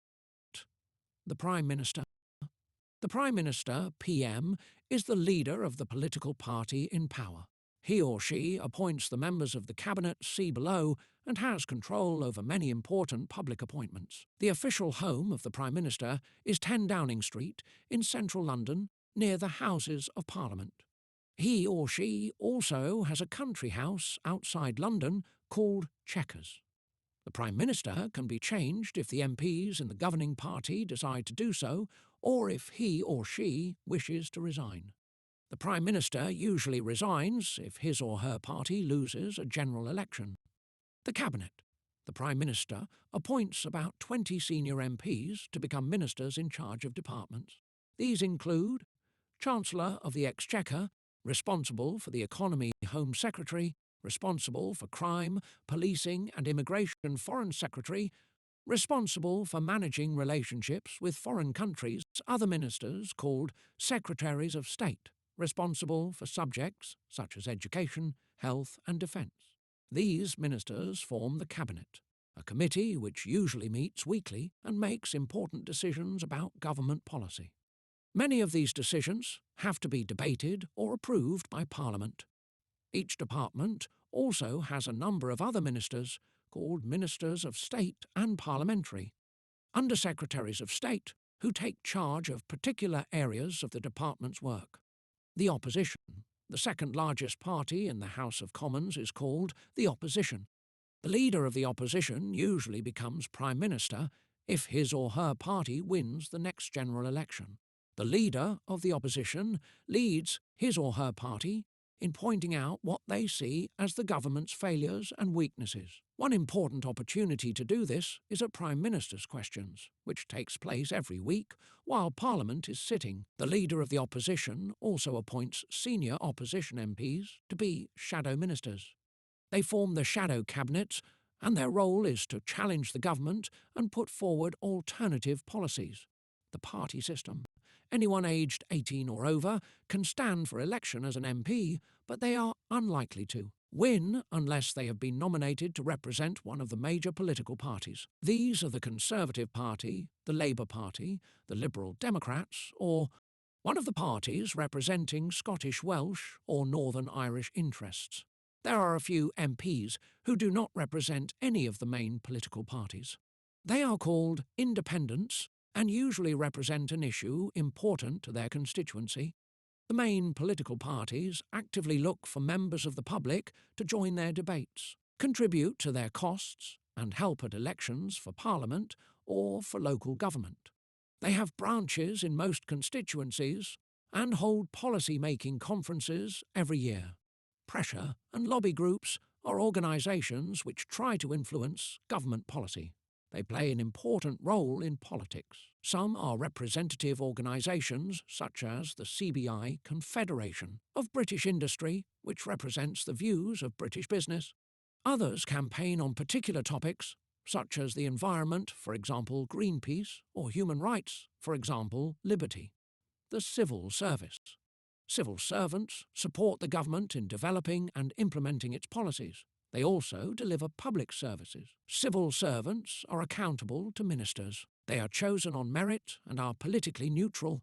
They are not political appointees. People can apply to join the civil service through an application process, like other jobs in the UK. Civil servants are expected to carry out their role with dedication and a commitment to the civil service and its core values. These are integrity, honesty, objectivity, and impartiality, including being politically neutral.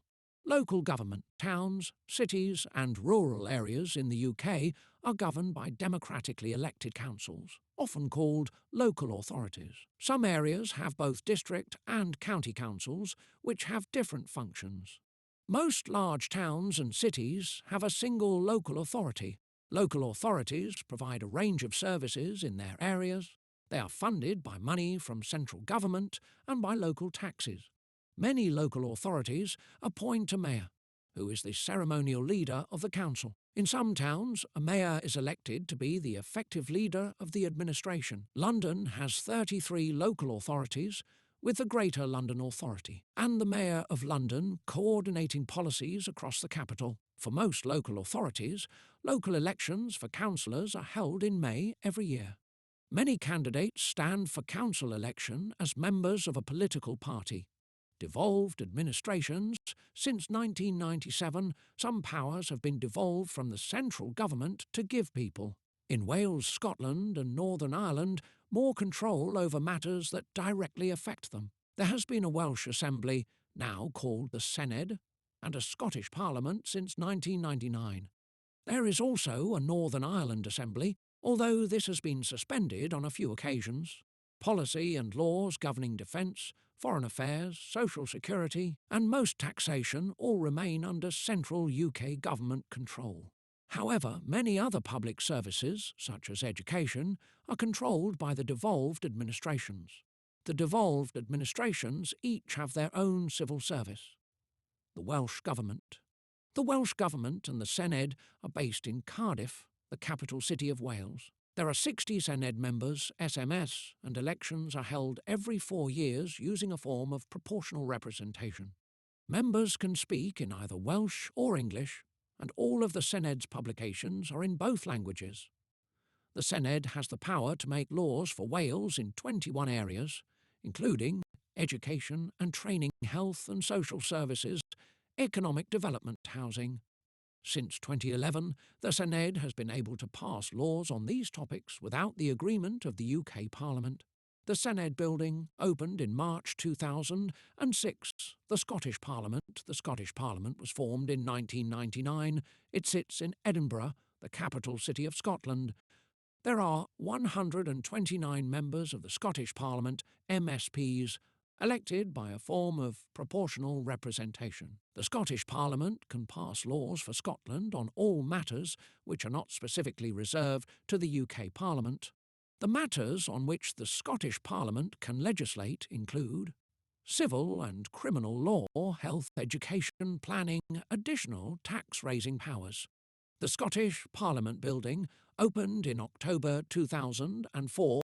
The Northern Ireland Assembly, a Northern Ireland Parliament, was established in 1922 when Ireland was divided, but it was abolished.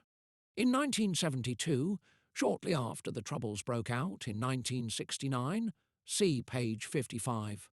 The Northern Ireland Assembly was established soon after the Belfast Agreement or Good Friday Agreement in 1998. There is a power-sharing agreement which distributes ministerial offices amongst the main parties. The Assembly has 90 elected members, known as MLAs, members of the Legislative Assembly.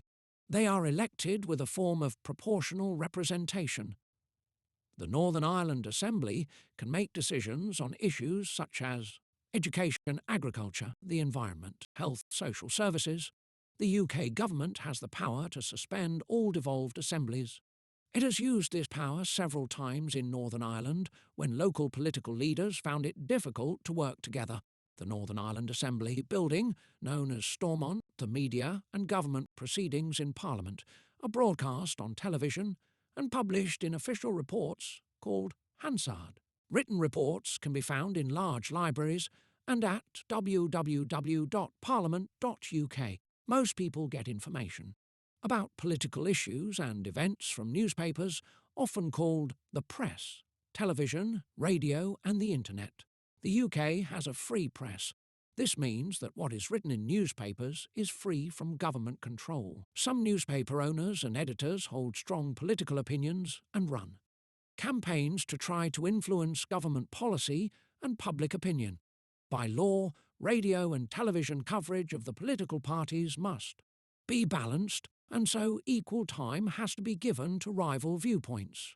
Check that you understand the role of the Prime Minister, Cabinet, Opposition and Shadow Cabinet, the role of political parties in the UK system of government, who the main political parties are, what pressure and lobby groups do, the role of the civil service, the role of local government, the powers of the devolved governments in Wales, Scotland and Northern Ireland, how proceedings in Parliament are recorded, the role of the media in keeping people informed about political issues who can vote.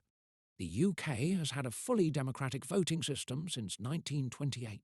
The present voting age of 18 was set in 1969, and, with a few exceptions, all UK-born and naturalised adult citizens have the right to vote. Adult citizens of the UK and citizens of the Commonwealth and Ireland who are resident in the UK can vote in all public elections. The electoral register. To be able to vote in a parliamentary or local election, you must have your name on the electoral register.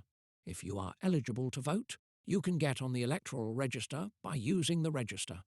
To vote service at www.gov.uk/register-to-vote. You can register online or by using a paper form which can be downloaded and returned to your electoral registration office. An annual canvass takes place from July each year. During the canvass, households will be contacted by their electoral registration office to check that their details on the electoral register are up to date. You will be contacted by post, email, phone, or by someone knocking at your door. If you change your name, address, or nationality, you will need to register again on the electoral register. By law, each local authority has to make its electoral register available for anyone to look at, although this has to be supervised. The register is kept at each local electoral registration office or council office in England and Wales. It is also possible to see the register at some public buildings such as libraries. Where to vote? People vote in elections at places called polling stations or polling places in Scotland. Before the election, you will be sent a poll card. This tells you where your polling station or polling place is and when the election will take place. On election day, the polling station or place will be open from 7:00 a.m. until 10:00 p.m. When you arrive at the polling station, the staff will ask for your name, address, and photo ID. You can check that you have the right photo ID at www.gov.uk/how-to-vote/photo-ID. You'll-need. You will then get your ballot paper, which you take to a polling booth to fill in privately. You should make up your own mind who to vote for. No one has the right to make you vote for a particular candidate. You should follow the instructions on the ballot paper. Once you have completed it, put it in the ballot box. If it is difficult for you to get to a polling station or polling place, you can register for a postal ballot. Your ballot paper will be sent to your home before the election. You then fill it in and post it back. You can choose to do this when you register to vote. Standing for office. Most citizens of the UK, Ireland or the Commonwealth aged 18 or over can stand for public office.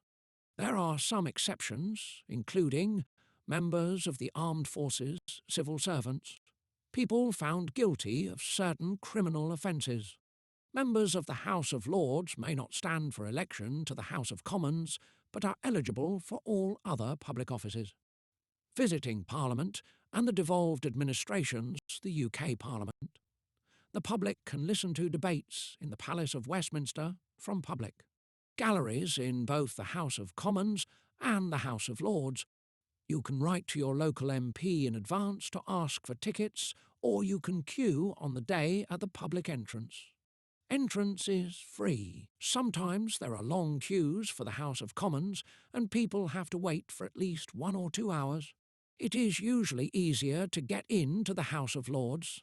You can find further information on the UK Parliament website at www.parliament.uk. Northern Ireland Assembly in Northern Ireland, elected members, known as MLAs, meet in the Northern Ireland Assembly at Stormont in Belfast. If you wish to visit Stormont, you can either contact the Northern Ireland Assembly Education Service, education.niassembly.gov.uk/. Go to the Northern Ireland Assembly website, www.niassembly.gov.uk/visit-and-learning/ or contact an MLA. Scottish Parliament in Scotland. The elected members, called MSPs, meet in the Scottish Parliament building at Holyrood in Edinburgh. For more information, see www.parliament.scot. You can get information, book tickets, or arrange tours through visitor services. You can write to them at the Scottish Parliament, Edinburgh, EH991SP, telephone 0131348 5200, free phone 08000 927600, or email visit at parliament.scot, the Senedd, in Wales. The elected members, known as SMS, meet in the Senedd building in Cardiff Bay. For more information, see www.senedd.wales. You can book guided tours or seats in the public galleries for the Senedd. To make a booking, contact the Senedd booking service on 0300200065. 65. Email contact@senedd.wales or visit www.wales for an online booking form. Check that you understand who is eligible to vote, how you register to vote, how to vote, who can stand for public office, how you can visit Parliament, the Northern Ireland Assembly, the Scottish Parliament and the Senedd.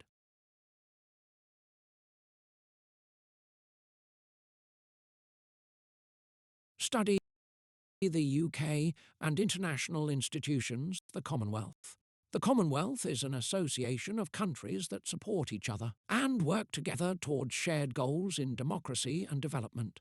Most member states were once part of the British Empire, although a few countries which were not have also joined. The King is the ceremonial head of the Commonwealth, which currently has 54 member states, see table below. Membership is voluntary. The Commonwealth has no power over its members, although it can suspend membership. The Commonwealth is based on the core values of democracy, good government and the rule of law.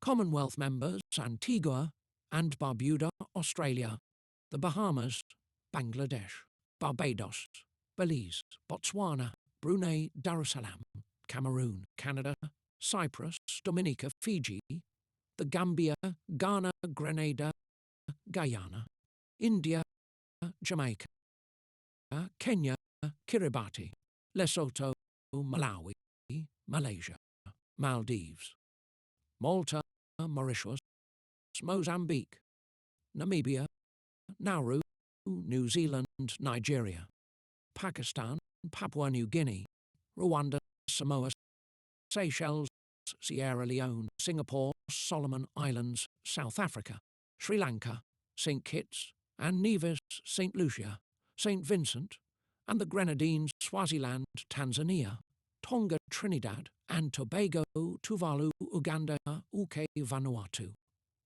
Zambia, the Council of Europe. The Council of Europe has 46 member countries, including the UK, and is responsible for the protection and promotion of human rights in those countries. It has no power to make laws, but draws up conventions and charters, the most well-known of which is the European Convention on Human Rights and Fundamental Freedoms, usually called the European Convention on Human Rights. The United Nations.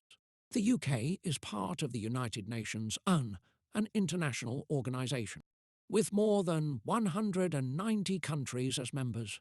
The UN was set up after the Second World War and aims to prevent war and promote international peace and security. There are 15 members on the UN Security Council, which recommends action when there are international crises and threats to peace. The UK is one of 5 permanent members of the Security Council. The North Atlantic Treaty Organisation, NATO, the UK, is also a member of NATO. NATO is a group of European and North American countries that have agreed to help each other if they come under attack. It also aims to maintain peace between all of its members. Check that you understand what the Commonwealth is and its role in other international organisations of which the UK is a member.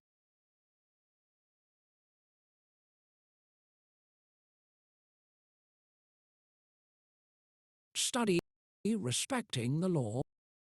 One of the most important responsibilities of all residents in the UK is to know and obey the law. This section will tell you about the legal system in the UK and some of the laws that may affect you. Britain is proud of being a welcoming country, but all residents, regardless of their background, are expected to comply with the law and to understand that some things which may be allowed in other legal systems are not acceptable in the UK. Those who do not respect the law should not expect to be allowed to become permanent residents in the UK. The law is relevant to all areas of life in the UK. You should make sure that you are aware of the laws which affect your everyday life, including both your personal and business affairs. The law in the UK. Every person in the UK receives equal treatment under the law. This means that the law applies in the same way to everyone, no matter who they are or where they are from. Laws can be divided into criminal law and civil law. Criminal law relates to crimes which are usually investigated by the police or another authority such as a council and which are punished by the courts. Civil law is used to settle disputes between individuals or groups. Examples of criminal laws are carrying a weapon. It is a criminal offence to carry a weapon of any kind, even if it is for self-defence. This includes a gun, a knife, or anything that is made or adapted to cause injury. Drugs, selling or buying drugs, such as heroin, cocaine, ecstasy and cannabis, is illegal in the UK. Racial crime, it is a criminal offence to cause harassment, alarm, or distress to someone because of their religion or ethnic origin. Selling tobacco, it is illegal to sell tobacco products, for example, cigarettes. Cigars, roll-up tobacco to anyone under the age of 18. Smoking in public places, it is against the law to smoke tobacco products in nearly every enclosed public place in the UK. There are signs displayed to tell you where you cannot smoke. Buying alcohol, it is a criminal offence to sell alcohol to anyone who is under 18 or to buy alcohol for people who are under the age of 18.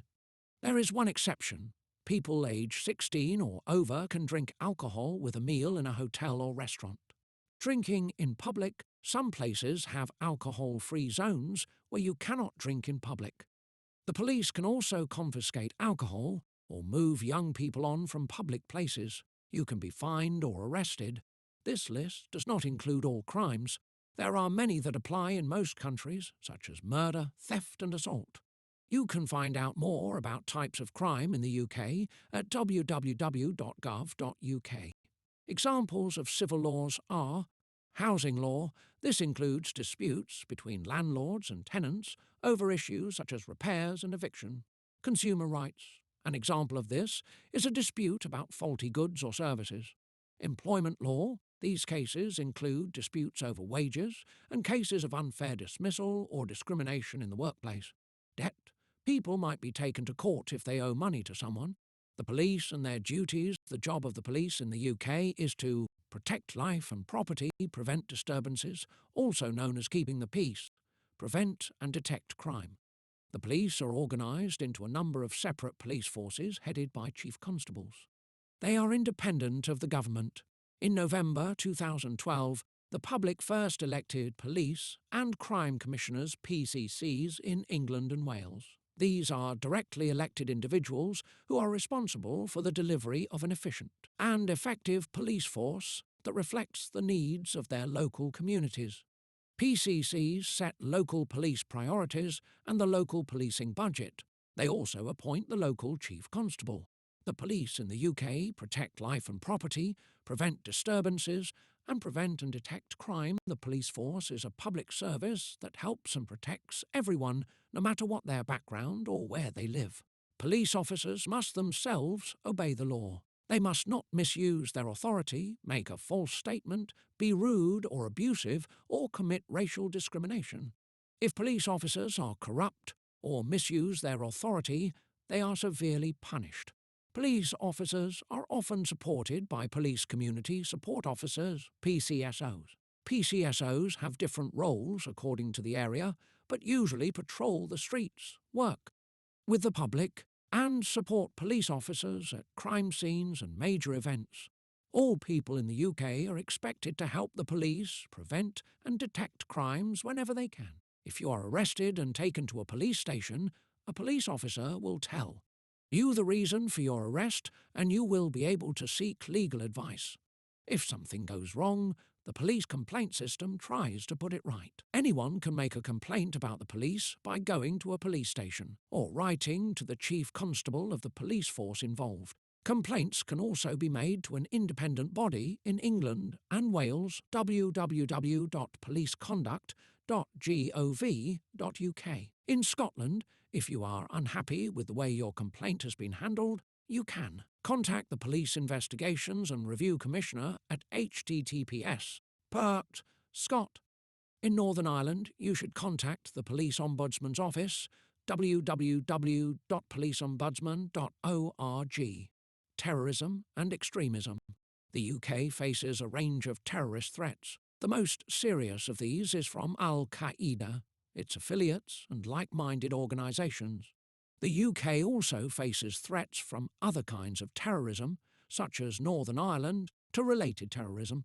All terrorist groups try to radicalise and recruit people to their cause. How, where and to what extent they try to do so will vary. Evidence shows that these groups attract very low levels of public support, but people who want to make their home in the UK should be aware of this threat.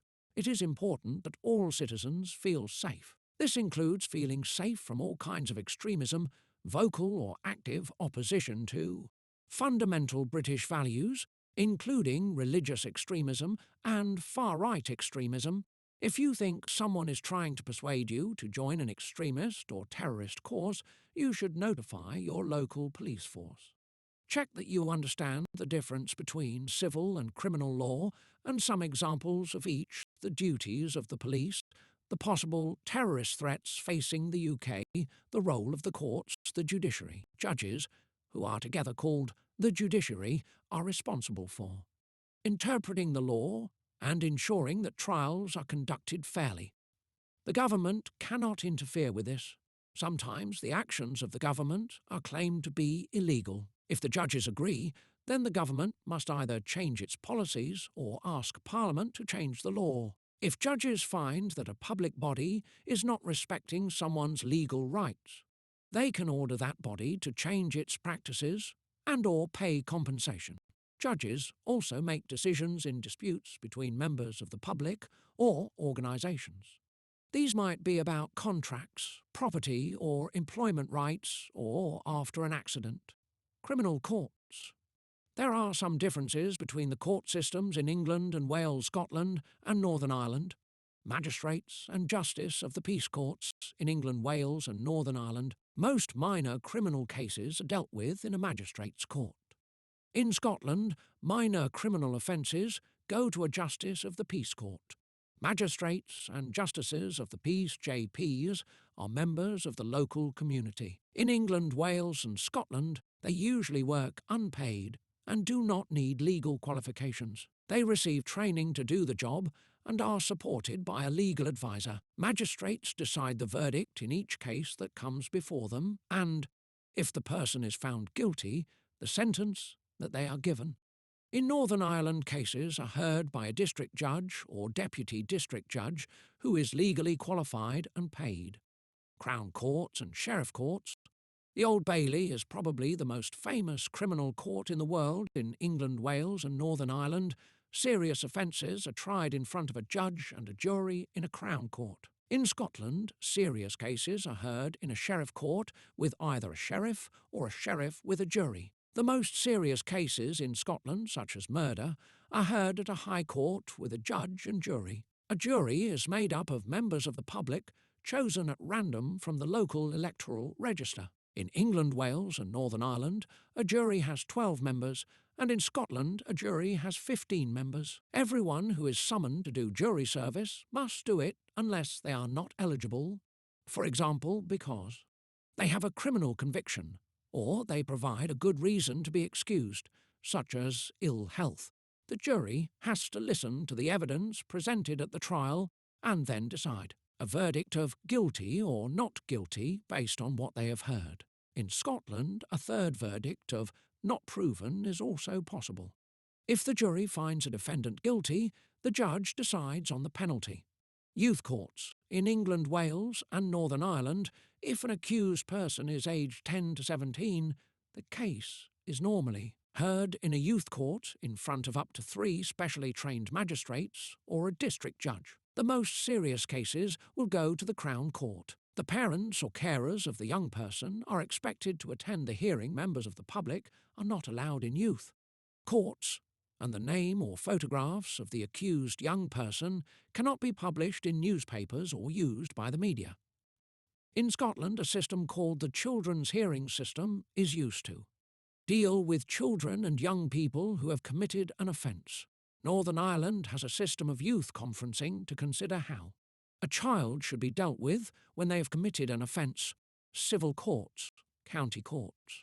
County courts deal with a wide range of civil disputes. These include people trying to get back money that is owed to them, cases involving personal injury, family matters, breaches of contract and divorce. In Scotland, most of these matters are dealt with in the Sheriff Court. More serious civil cases, for example, when a large amount of compensation is being claimed, are dealt with in the High Court in England, Wales and Northern Ireland.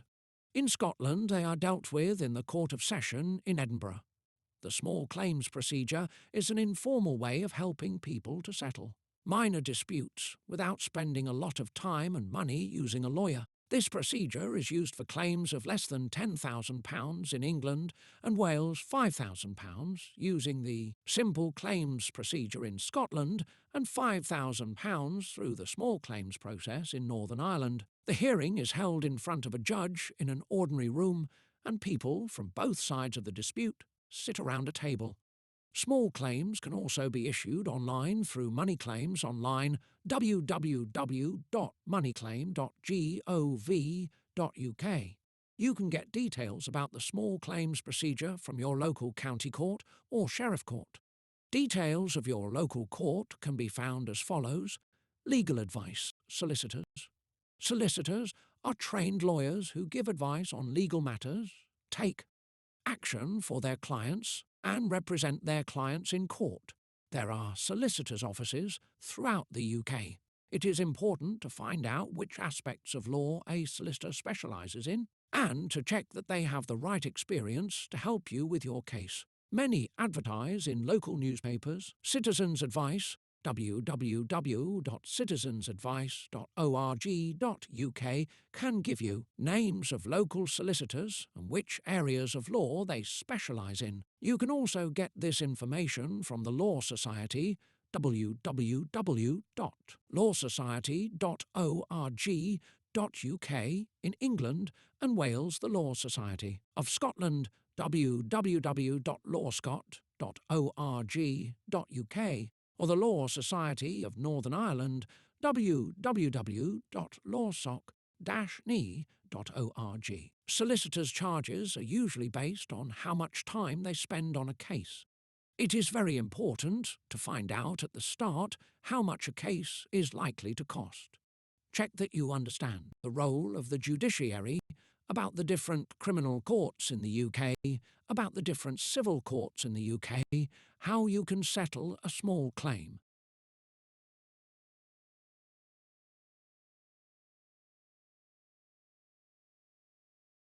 Study fundamental principles.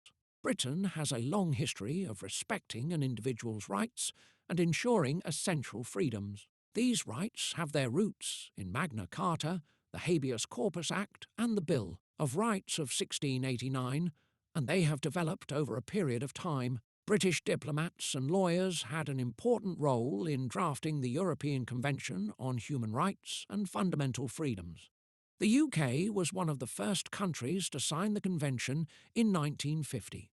Some of the principles included in the European Convention on Human Rights are right to life, prohibition of torture, prohibition of slavery and forced labour, right to liberty and security, right to a fair trial, freedom of thought, conscience and religion, freedom of expression, speech. The human rights incorporated the European Convention on Human Rights into UK law. The government, public bodies and the courts must follow the principles of the Convention. Equal opportunities, UK laws ensure that people are not treated unfairly in any area of life or work because of their age, disability, sex, pregnancy and maternity, race, religion or belief, sexuality or marital status. If you face problems with discrimination, you can get more information from Citizens Advice or from one of the following organisations: England and Wales, Equality and Human Rights Commission, www.equalityhumanrights.com. Scotland, Equality and Human Rights Commission in Scotland, www.equalityhumanrights.com/n. /Commission-Scotland and Scottish Human Rights Commission, www.scottishhumanrights.com. Northern Ireland, Equality Commission for Northern Ireland, www.equalityni.org. Northern Ireland Human Rights Commission, www.nihrc.org. Domestic violence. In the UK, brutality and violence in the home is a serious crime. Anyone who is violent towards their partner, whether they are a man or a woman, married or living together, can be prosecuted. Any man who forces a woman to have sex, including a woman's husband, can be charged with rape. It is important for anyone facing domestic violence to get help as soon as possible. A solicitor or citizen's advice can explain the available options. In some areas, there are safe places to go and stay in, called refuges or shelters. The 24-hour National Domestic Violence free phone helpline is available on 08 billion 82 million 247 at any time, and its voicemail service allows callers to leave a message to be called back. You can find out more by visiting its website on www.nationalhelpline.org.uk. Alternatively, you can try the Women's Aid website on www.womensaid.org.uk. In an emergency, you should always call the police, who can also help you to find a safe place to stay. Female genital mutilation. Female genital mutilation, FGM, also known as cutting or female circumcision, is illegal in the UK. Practicing FGM or taking a girl or woman abroad for FGM is a criminal offence. Forced marriage. A marriage should be entered into with the full and free consent of both people involved. Arranged marriages, where both parties agree to the marriage, are acceptable in the UK. Forced marriage is where one or both parties do not or cannot give their consent to enter into the partnership. Forcing another person to marry is a criminal offence. Forced marriage protection orders were introduced in 2008 for England, Wales, and Northern Ireland under the Forced Marriage Civil Protection Act 2007. Court orders can be obtained to protect a person from being forced into a marriage or to protect a person in a forced marriage. Similar protection orders were introduced in Scotland in November 2011. A potential victim or someone acting for them can apply for an order. Anyone found to have breached an order can be jailed for up to 2 years for contempt of court. Taxation, income tax. People in the UK have to pay tax on their income, which includes wages from paid employment, profits from self-employment taxable benefits, pensions, income from property, savings and dividends. Money raised from income tax pays for government services such as roads, education, police and the armed forces. For most people, the right amount of income tax is automatically taken from their income from employment by their employer and paid directly to HM Revenue and Customs, HMRC, the government department that collects taxes. This system is called pay-as-you-earn pay. If you are self-employed, you need to pay your own tax through a system called self-assessment, which includes completing a tax return. Other people may also need to complete a tax return. If MRC sends you a tax return, it is important to complete and return the form as soon as you have all the necessary information. You can find out more about income tax at www.gov.uk/income-tax.u. Can get help and advice about taxes and completing tax forms from the HMRC self-assessment helpline on 0300 200 3310 and by visiting www.gov.uk/government/organisation/HMM-revenue-customs.national-insurance. Almost everybody in the UK who is in paid work, including self-employed people, must pay national insurance contributions. The money raised from national insurance contributions is used to pay for state benefits and services such as the state retirement pension and the National Health Service (NHS). Employees have their national insurance contributions deducted from their pay by their employer. People who are self-employed need to pay national insurance contributions themselves. Anyone who does not pay enough national insurance contributions will not be able to receive certain contributory benefits such as job seekers allowance or a full state retirement pension. Some workers, such as part-time workers, may not qualify for statutory payments such as maternity pay if they do not earn enough. Further guidance about national insurance contributions is available on www.gov.uk/national-insurance. Getting a national insurance number. A national insurance number is a unique personal account number. It makes sure that the national insurance contributions and tax you pay are properly recorded against your name. All young people in the UK are sent a national insurance number just before their 16th birthday.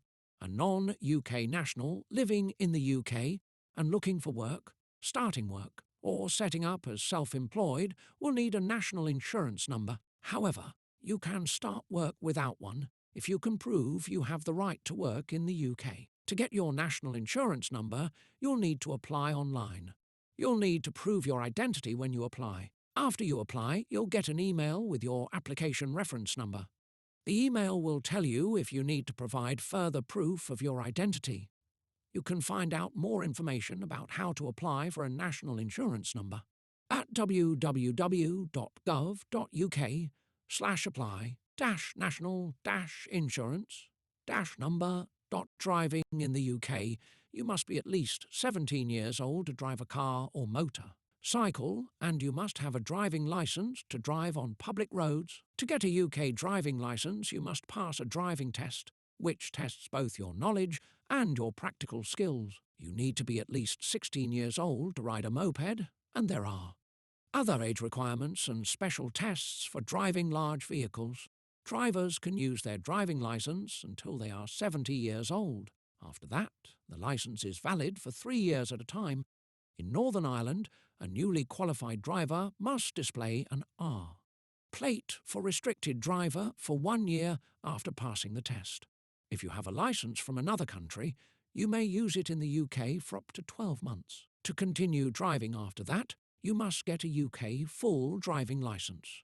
To check that you can drive in the UK with a non-GB licence, visit www.gov.uk/driving-non-B-licence.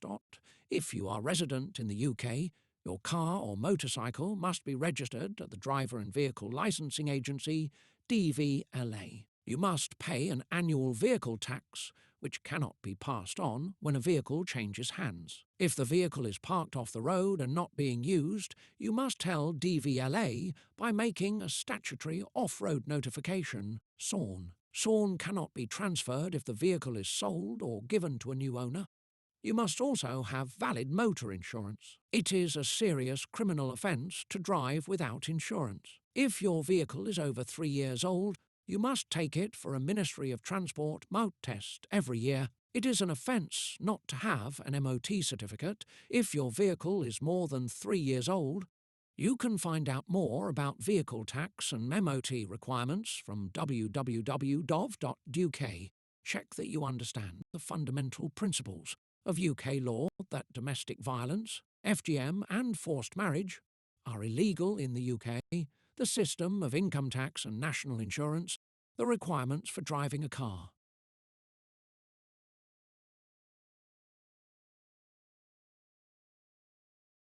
Study your role in the community. Becoming a British citizen or settling in the UK brings responsibilities but also opportunities. everyone has the opportunity to participate in their community. This section looks at some of the responsibilities of being a citizen and gives information about how you can help to make your community a better place to live and work. Values and responsibilities. Although Britain is one of the world's most diverse societies, there is a set of shared values and responsibilities that everyone can agree with. These values and responsibilities include to obey and respect the law, to be aware of the rights of others and respect those rights, to treat others with fairness, to behave responsibly, to help and protect your family, to respect and preserve the environment, to treat everyone equally, regardless of sex, race, religion, age, disability, class or sexual orientation, to work to provide for yourself and your family, to help others, to vote in local and national government elections. Taking on these values and responsibilities will make it easier for you to become a full and active citizen. Being a good neighbour when you move into a new house or apartment, introduce yourself to the people who live near you. Getting to know your neighbours can help you to become part of the community and make friends. Your neighbours are also a good source of help. For example, they may be willing to feed your pets if you are away, or offer advice on local shops and services. You can help prevent any problems and conflicts with your neighbours by respecting their privacy and limiting how much noise you make. Also, try to keep your garden tidy and only put your refuse bags and bins on the street or in communal areas if they are due to be collected. Getting involved in local activities, volunteering and helping your community are an important part of being a good citizen. They enable you to integrate and get to know other people. It helps to make your community a better place if residents support each other. It also helps you to fulfill your duties as a citizen, such as behaving responsibly and helping others. How you can support your community. There are a number of positive ways in which you can support your community and be a good citizen. Jury service. As well as getting the right to vote, people on the electoral register are randomly selected to serve on a jury. Anyone who is on the electoral register and is aged 18 to 70. 18 to 75 in England and Wales can be asked to do this. Helping in schools. Parents often help in classrooms by supporting activities or listening to children read. If you have children, there are many ways in which you can help at their schools. Parents can often help in classrooms by supporting activities or listening to children read. Many schools organise events to raise money for extra equipment or out-of-school activities. Activities might include book sales, toy sales, or bringing food to sell. You might have good ideas of your own for raising money. Sometimes events are organised by parent-teacher associations, PTAs. Volunteering to help with their events or joining the association is a way of doing something good for the school and also making new friends in your local community. You can find out about these opportunities from notices in the school or notes your children bring home. School governors. School governors are people from the local community who wish to make a positive contribution to children's education. They must be aged 18 or over at the date of their election or appointment. There is no upper age limit. Governors have an important part to play in raising school standards. They have 3 key roles: setting the strategic direction of the school, ensuring accountability, monitoring and evaluating school performance. You can contact your local school to ask if they need a new governor. In England, you can also apply online at the Governors for Schools website at www.governorsforschools.org.uk. In England, parents and other community groups can apply to open a free school in their local area. More information about this can be found at www.gov.uk/set-up-free-school. Supporting political parties. Political parties welcome new members. Joining one is a way to demonstrate your support for certain views and to get involved in the democratic process. Political parties are particularly busy at election times. Members work hard to persuade people to vote for their candidates. for instance, by handing out leaflets in the street or by knocking on people's doors and asking for their support. This is called canvassing. You don't have to tell a canvasser how you intend to vote if you don't want to. British citizens can stand for office as a local councillor or a member of parliament or the devolved equivalents. This is an opportunity to become even more involved in the political life of the UK. You may also be able to stand for office if you are an Irish citizen or an eligible Commonwealth citizen.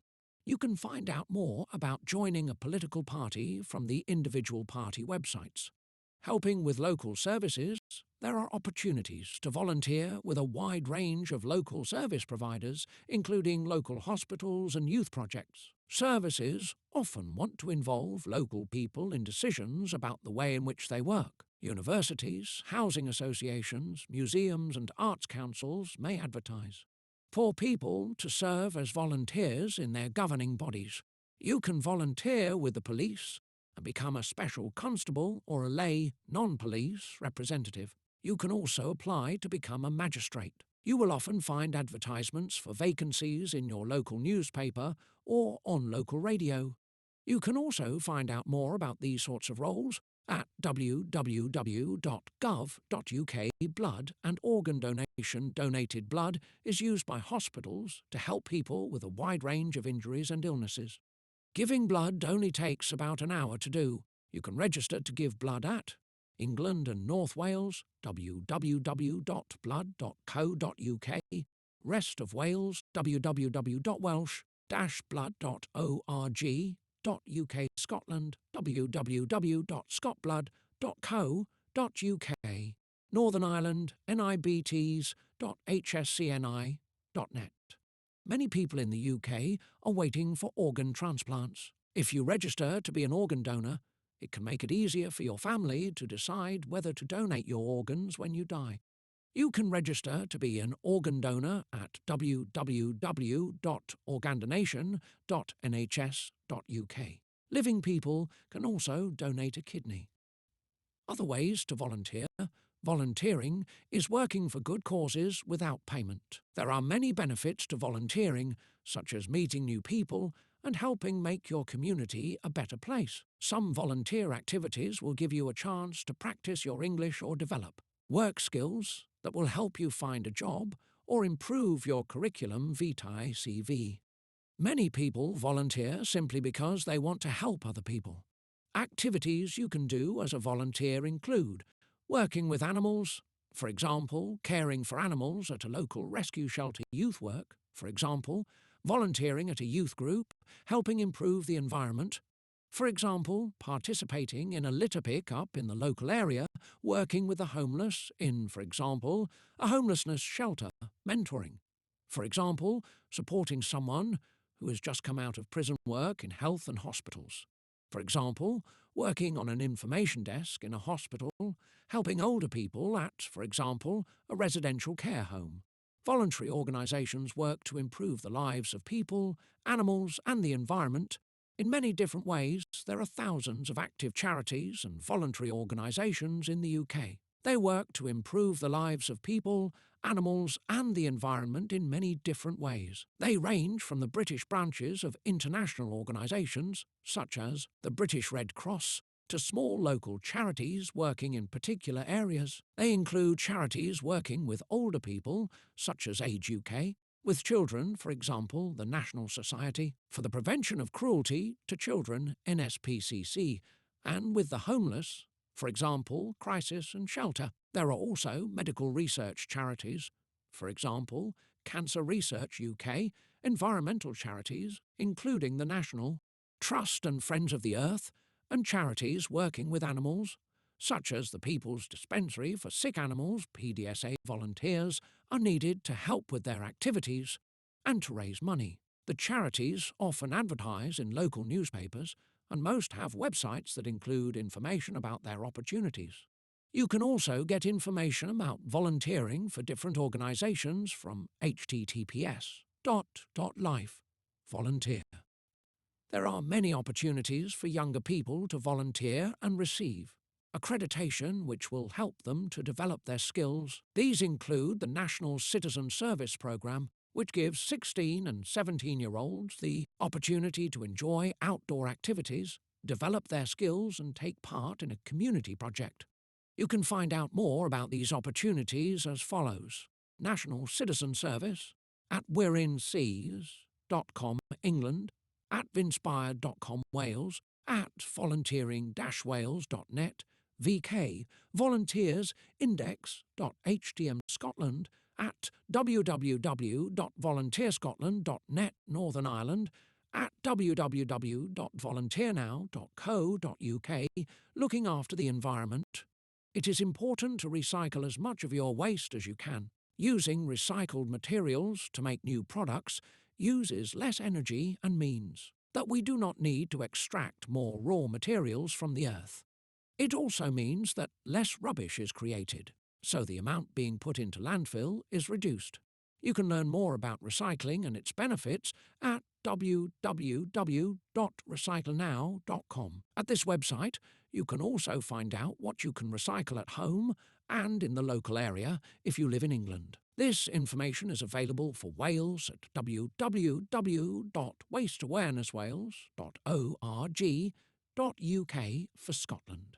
At www.zerowastescotland.org.uk and for Northern Ireland from your local authority. A good way to support your local community is to shop for products locally where you can. This will help businesses and farmers in your area and in Britain. It will also reduce your carbon footprint because the products you buy will not have had to travel as far. Walking and using public transport to get around when you can is also a good way to protect the environment. It means that you create less pollution than when you use a car. Check that you understand different ways you can help at your child's school, the role of school governors, and how you can become one, the role of members of political parties, the different local services people can volunteer to support, how to donate blood and organs, the benefits of volunteering for you, other people, and the community, the types of activities that volunteers can do, how you can look after the environment.